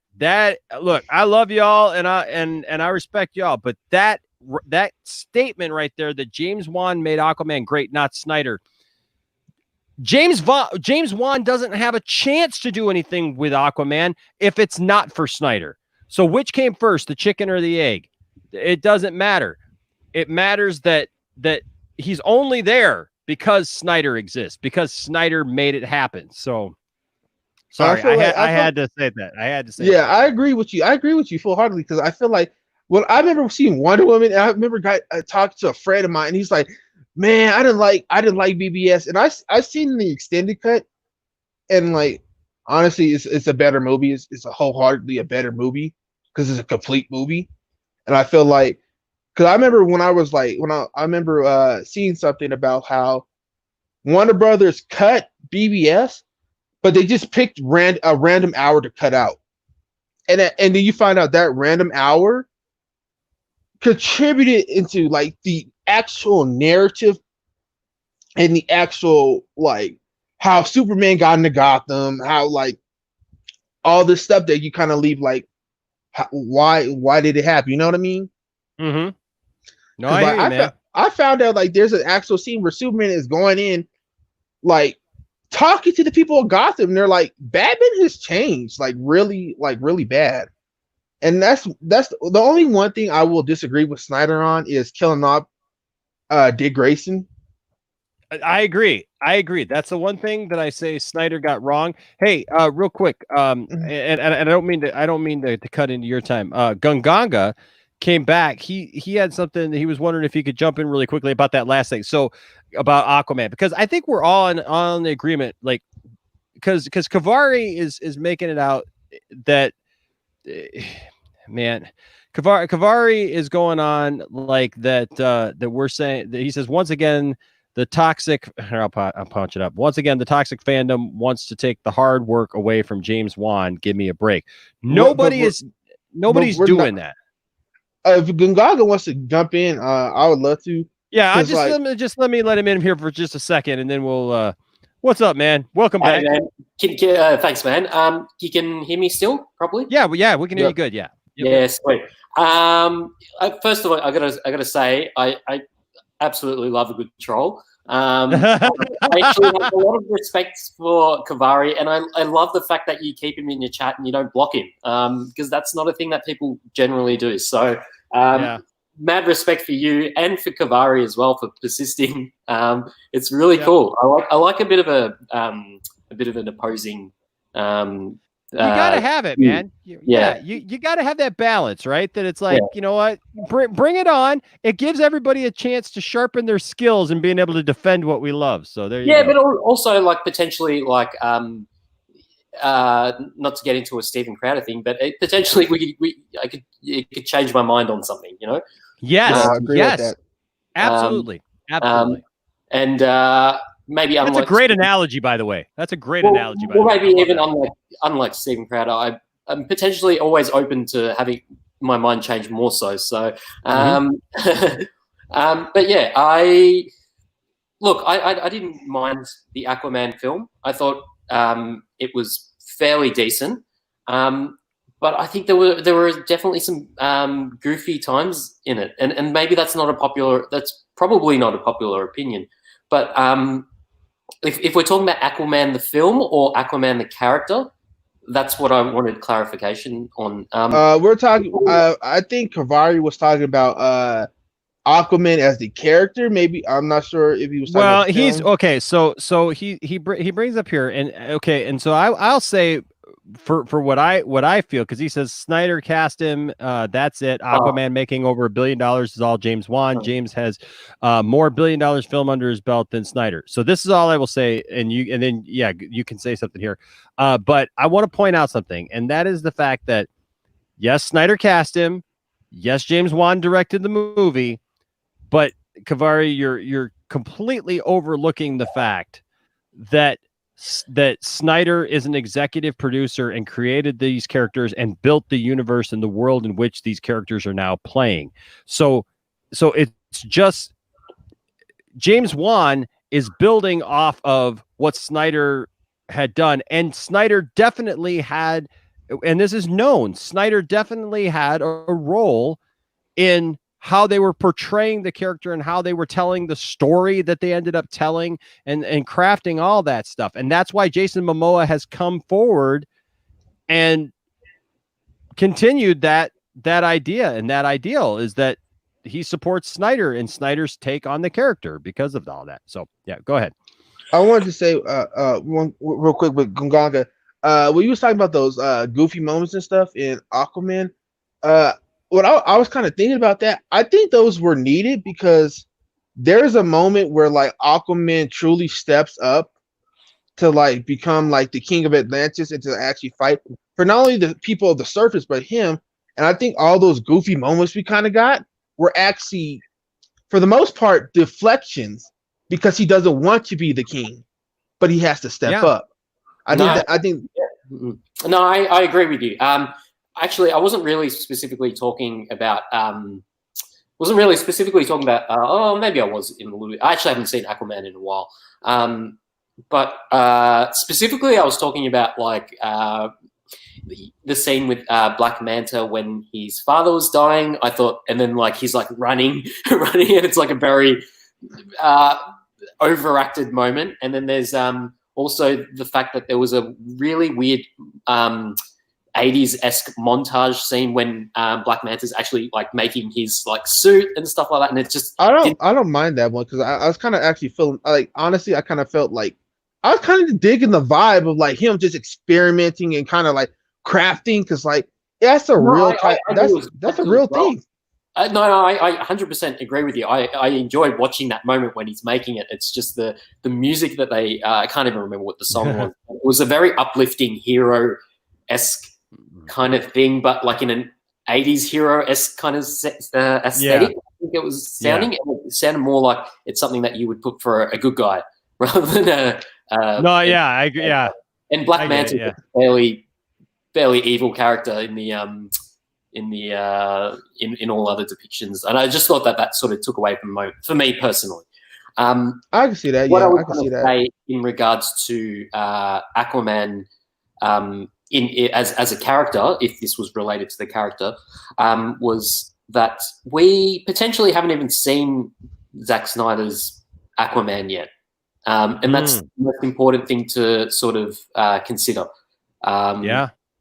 So. Whether or not you think so, essentially, what you're saying now is that James Wan's Aquaman is better than Joss Whedon's Aquaman, maybe. The reason I was actually saying that is because I remember Jason Momoa actually going on record and saying James Wan's was closer to Zack Snyder's. That's what I kind of bring that up because that came from what's that? I forgot his name. Aquaman's mouth, like that specifically came from him. Jason Momoa, yeah. Thank you. Yeah. That actually came from him. So I was like, if that's the case, then obviously Joss Whedon's was totally different because let's not forget he did reshoot and rework some characters. Because like honestly, like one of the most jarring things was Batman like it was that was like really jarring when you watch the movie. Everybody was like, you can like stand or like kind of like you don't have a problem with, but then you see Batman, like it's really jarring. It's like Batman went from taking out a whole warehouse of people to having trouble fighting a parademon to then cracking one-liners after like Superman basically knocked him on his back. There's something definitely bleeding. Like I was like, when I heard that, I kind of cringed. That was like really. That was like, why'd you do that? This quote that you mentioned about Jason Momoa saying that Aquaman, James Wan's Aquaman is more comic book accurate. I've actually not seen that before. How long ago was that? It's not comic book. It wasn't comic book accurate. He was saying that compared to Justice League versus Aquaman in like the character of Aquaman in James Wan's was more. It was more in line of what Zack Snyder was going to do for Aquaman in Justice League, and it was a period right between either after Justice League or like right when the movie of Aquaman was about to be released, like a month or two ago, like a month or two before the movie was released, sometime. Because it was an article seen, or I think it was Comic Book Cast who read the article that I saw, something like that. Right. Okay, I must have missed that that news, but yeah, that's interesting to say the least. So yeah, that's why I was saying that, because like, but you're saying that it's he said that in regards to Joss Whedon's Justice League. I think it was he was asked a question, and so his response was, Zack Snyder's Aquaman is closer to James Wan's Aquaman is closer to Zack Snyder's. Oh, okay. So like basically what Zack Snyder was going to do with Aquaman is the same kind of idea. It was going to be the conflicted like Aquaman is going to be conflicted about whether he wants to be like the king of the surface or like stay on the surface or to be the king of Atlantis instead of being like the Dubro and just being like making like jokes about it. He was actually going to be like real. He was going to be kind of like when he was like, I guess when he spoke, you could tell he was conflicted instead of just like. What do you think, Point Dexter? What are your thoughts? So, I don't remember actually reading that, but I seem to remember hearing that. Exactly, that Zack Snyder's was more in tune with what James Wan did, and I'll be honest with you, I believe that more, just simply for the fact that Zack Snyder is an executive producer on James Wan's Aquaman movie. And he created the characters. And he created the character. The only time that it would have gotten away from him was during Joss Whedon's Justice League. So it'll be interesting to see when Zack Snyder's Justice League comes out, how close that Aquaman is. Like, are we going to have a third version of Aquaman, or will it be more in tune with the version that we see in the Aquaman movie? And I wouldn't be surprised at all if it's more in tune with that version that we saw in the Aquaman movie. So. Yeah, me too. I just hope the Snyder cut is good, because I think it's building up a pretty big expectation now. For sure. Yeah, for sure. I've definitely always been curious to see the Snyder cut. So which is why I never understood why people were so opposed to it in the first place. In terms of the Snyder cut, I actually want to ask a question for you guys. How do you feel about the David Ayer cut of Suicide Squad? I want it. Because for the people who don't know, sorry, real quick. For the people who don't know, David Ayer Suicide Squad, the David Ayer cut was supposed to be basically Enchantress gets possessed by the mother box, and so she starts spitting out parademons, and basically the squad has to get to her. So they're fighting parademons, right? Yep. Not only that, the Joker is in there, and like they were supposed to keep the scenes in there, and supposedly he was going to clash with the Suicide Squad to get to Harley but in the end, he ends up making a deal with Enchantress, right, to become the king of Gotham or whatever, and free Harley Quinn. Harley Quinn betrays him, breaks up with him, right, and so Steppenwolf comes out at the end and snatches the mother box out of Enchantress and then dips. Amanda Waller calls it, like, Amanda Waller meets with Batman, and basically that's how it ties into Justice League. Yep. All that is definitely stuff that that's stuff that's been out there. I've said, and I maintain, that if that version is out there, which David Ayer has said that he delivered that film, that film was done. It was Warner Brothers that got cold feet after Batman v Superman. They were worried about how it would be perceived, and so they got cold feet. They took it back, and they had the movie totally recut. They did reshoots without David Ayer, and they totally gutted his movie from him and made the end into something else. Now, I like Suicide Squad, but I hate the ending. I don't like the ending. I hate how they cut out the bar scene. That was one of the scenes I was actually looking forward to, where the squad is just in the bar and everybody's telling their backstory. They cut that out. I was like, why? Well, I don't know. Like I said, though, I didn't like the end. So I like the idea of it being Steppenwolf and tying into all that stuff. I think that's a good idea. And here's my thing. If we're getting the Snyder cut, bring on the Ayer cut.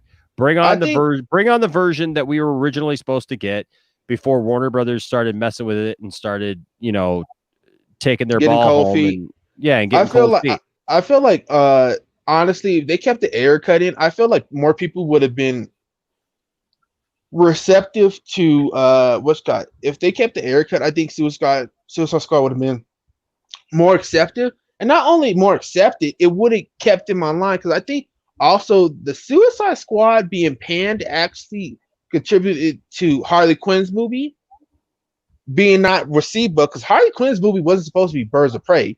Birds of Prey was supposed to be an actual separate project, and they had several versions.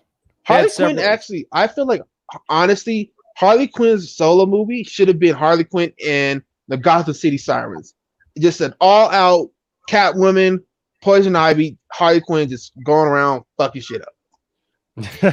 That's how it should have been. It should have been like, because honestly, they butchered a lot of the characters in Birds of Prey.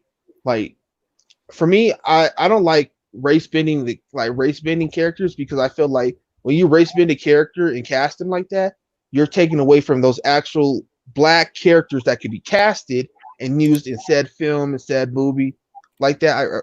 Because I felt like if they really wanted to, because currently Huntress in comics is Latinx. She's half Latino, half Italian. Would have been perfect to cast a Latino as that. Black Canary could have been white. Cassandra Cain, I feel like they should have went more in line with the comics, in the sense of her being raised as just a fighting machine. I feel like that should have been, those characters should have been this whole separate movie. Just gave it a whole separate treatment. Because Harley Quinn. Look, I've got my own thoughts on Suicide Squad, but I don't know if you guys would want to probably hear it. So go ahead. Go ahead. Look, to me, Suicide Squad was one of the biggest disappointments of my life. So having said, like, earlier when I joined the chat earlier, was that I really wanted like a sort of dark sort of theme. And when I first saw that Comic-Con, was it the Comic-Con footage was the first like full trailer, or was that like a teaser? I can't remember. I think it was a teaser. I think it was the first trailer. Because that's why I was so disappointed with the bar scene, because the bar scene was supposed to be a serious like bonding moment for the squad. Because like what I heard, like El Diablo's like when I heard his like backstory, how he accidentally burnt his kids, I was like, holy shit. Yeah, I couldn't tell you, man. Like I have completely blocked that movie from my memory. So basically what happened was I saw that trailer and I was like, this is it. This is what I've been wanting for DC. This is what I wanted like the whole time. And then I was actually in the US when that film first got released, and I saw it on the first day while I was in the US. I went to the US to go see Comic-Con, but wasn't able to get in, unfortunately. Man. So it was like a big thing for me. Like, I'm like, all right, you know, like I'm finally going to go to Comic-Con after all these years. Went to San Diego, and I can't remember what happened. Oh, I was stupid, man. I thought you could actually just buy tickets on the day. Oh God. Yeah. So that's my lack of preparation. But I was with some mates as well. And on the last day we were in the US, we went to see. I think we were in New York. Yeah, we were in New York, and we went to go see Suicide Squad, and it was a whole thing because we were like, oh, I want the full American experience of going to the cinemas and stuff like that. Yeah. Also, you guys have like popcorn. Like you have butter for the popcorn. We don't have that in Australia, so that was cool. So I smashed that butter. So going in to see that film, last day in the US, and I was the friends that I was with there. One of them's a pretty big comic book fan. The other two guys, they're not super big comic book fans. They like you know, like the Marvel films, and they like, you know, the Nolan sort of films. Didn't like the DC films, and I'm like, nah, it's okay, man. Even if you didn't like BVS or Man of Steel, you'll like this film because it's going to be next level shit. Then I came away from that and I was like, I'm so sorry, guys. I'm sorry. This is your last. You wasted your last day in the US for this. Oh my goodness. Look, I want the A cut, but I want I want to go back in time and get A to film his original film. Well, but that's the thing. Yeah, well, that's the thing though, is his cut apparently is his cut. Like the film that came out in theaters is the one that is not his. And he has said, that's not my movie. I did not make that movie. He's gone on record as saying that. I did not make that movie. He has said he delivered a movie that was 100% his, that was 100% his vision, his story, but they did not release that movie. He said that movie's done, that movie's in the can, and they could release that movie tomorrow, he said, if they wanted to, because it's done. They just didn't. You know what I think is funny? You know how people say Jared Leto is like the worst Joker? Yeah. That is actually Warner Brothers' fault by cutting his like movie, because originally a big chunk of Suicide Squad, especially in the reshot one, were the Joker scenes. They got cut. That's how they actually managed to get to the PG-13. What they're saying is his scenes were so graphic and maybe like so insane that it went from an R rating to a PG-13 rating just by getting rid of his scenes. And inevitably they actually made his Joker like ass. And I think there's like, for me, I'm an optimistic person. And I think from what I saw from Ben Affleck's Batman, there is potential. There's a lot of potential. What I saw with Jared Leto's Joker, I didn't see enough, but so I'm more optimistic to like, if I see enough, like, you know what I mean? If I see a decent like amount of scenes of him maybe actually being like a Joker, like being like the Joker, or maybe acting like the Joker, I'm down for it. So I'll say this. And then I need to start wrapping it up. We're at the 3 hour 47-minute mark.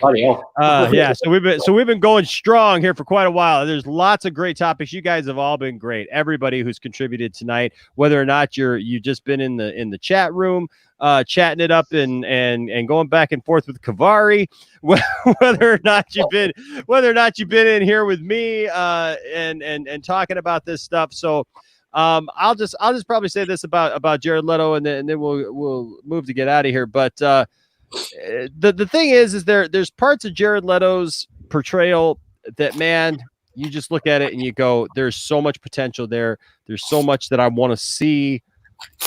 I want to see the stuff that we didn't see. And a lot of times, you know, at first I know people were kind of in shock value of what he looked like, you know, and so they couldn't get past what he looked like. but the more and more I talk to people nowadays, they say, well, I want to see more of him. I want, like, there wasn't enough of him. And now there's kind of been this kind of turn where it's not so much, well, just because he looked crazy and he had tattoos and all those things. Now it's more, I actually want to know what his Joker was like. And I'll be honest with you, there's parts of that, man, the parts that they did leave that are fascinating to me and are very much the Joker. Yep. And that's the thing about the Joker is the Joker is a multifaceted character. That's why we're getting the three Jokers story, because it's not just one personality. He's insane. He's criminally insane. And you get these different parts of him. I feel like Jared Leto's Joker was like that other part that we just hadn't gotten yet. I feel like if I could chime in real quick, when I see like the Joker, this is how I feel. Jack Nicholson is like the classic kind of clown, kind of like kind of spontaneous. Heath Ledger's Joker is the insane Joker that just wants to prove that one bad day can break the camel's back, basically.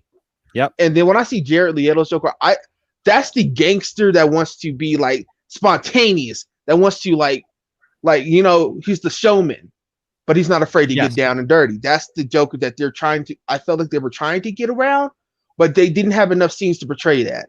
Yes. Well, and because it too wasn't a Joker movie, so but obviously Ayer wanted to tell that story because Ayer has that movie done. That movie's done. Yeah, unlike what Kavari said. Kavari doesn't believe it. He's ready to say that they're all liars. But the reality is it's well known and documented that Ayer's movie was done and completed and ready to go. And Warner Brothers took it back, did reshoots, sent it off to they actually pushed the movie back, didn't they? Yes. And they sent it to a company. I believe they pushed it back, but I know that they sent it to a company that edits film trailers. So like that's why the movie has all those jumps and everything is because they totally undid what Ayer did. And so if you actually look at the original trailer and then watch like the movie, there are a big amount of scenes that are just gone. Like the bar scene is gone. Like there's a scene in the city that's gone. Like there's like a lot of scenes that are just not even in there. And I feel, one thing I want to bring it back to like the Jared Leto Joker. I feel like if they got rid of the tattoos, like all the other tattoos, just gave him that white skin and then the broken mouth, and it just kept the tattoos on his hands. Perfect. He would look perfect. I was telling my wife Tiffany this, and then we are going to get going. But I was telling, because I just bought my wife 2 statues. It's the first statues that I've ever bought her. They're both Suicide Squad statues. So I got her the Harley Quinn, and she loves that. And they're probably about 15, 16-inch statues maybe. And then I bought her the Jared Leto Joker. In the Arkham jump pants, and no shirt. Ooh, and so you get to see like what all of his tattoos are. And we were actually talking about this. And I said, wouldn't it be interesting if it turned out like everybody's making such a big deal? Oh, he's tatted. What if like they're fake tattoos? Oh, that's a nice twist. What if it just plays into his craziness and they're fake tattoos? But because like some of the tattoos that are on him are like, it's really interesting stuff. But yeah, I mean, what if anything could happen, But I definitely want to see it. But hey, guys, thank you for joining me tonight. You guys are awesome. Thank you, Gangaga and Devontae. You guys were great. Both of you were awesome. And next time you have one, hit me up. I'll definitely jump on a podcast or something with you. I enjoy these talks. For sure. Yeah, if you got a DC convo one, I'm definitely up for it. So, all right, guys. All right, guys. Well, thank you guys so much. All right, guys. Well, hey, this has been fun. I always enjoy these. These are always my favorite things to do. These call-in shows, and I've been really enjoying this. And now they get to look cooler. And once I get I got to get a new camera. But once I get a new camera, they'll even look good. Those will even look good. So you'll see me all clear and nice and everything. So thanks to everybody who has had anything to do with tonight. You guys have all been really awesome. You guys like I said, you guys make it what it is. And so I appreciate all of you. I thank you. Don't forget to tune in tomorrow at 3 p.m. Eastern Standard Time for our Poindexter Council Live, where we'll be talking about Ray Fisher versus Joss Whedon and that whole thing with the council. We'll have all of our council members along with special guest Matt from Lightcast Podcast. So you're going to want to be here for that. All right, guys. Until next time, my name is Enosh, a.k.a. Enosh Fett, saying no matter what no matter what are the things that you like and the things that you don't like, and the movies that you like and the movies that you don't like, and the things about the movies that you like that you hate, and the things that you hate about the movies that you like, just love each other. Just be good to each other. All right. Until next time, guys, stay nerdy, and I'll get this program down pretty soon. We'll see you next time. Bye-bye.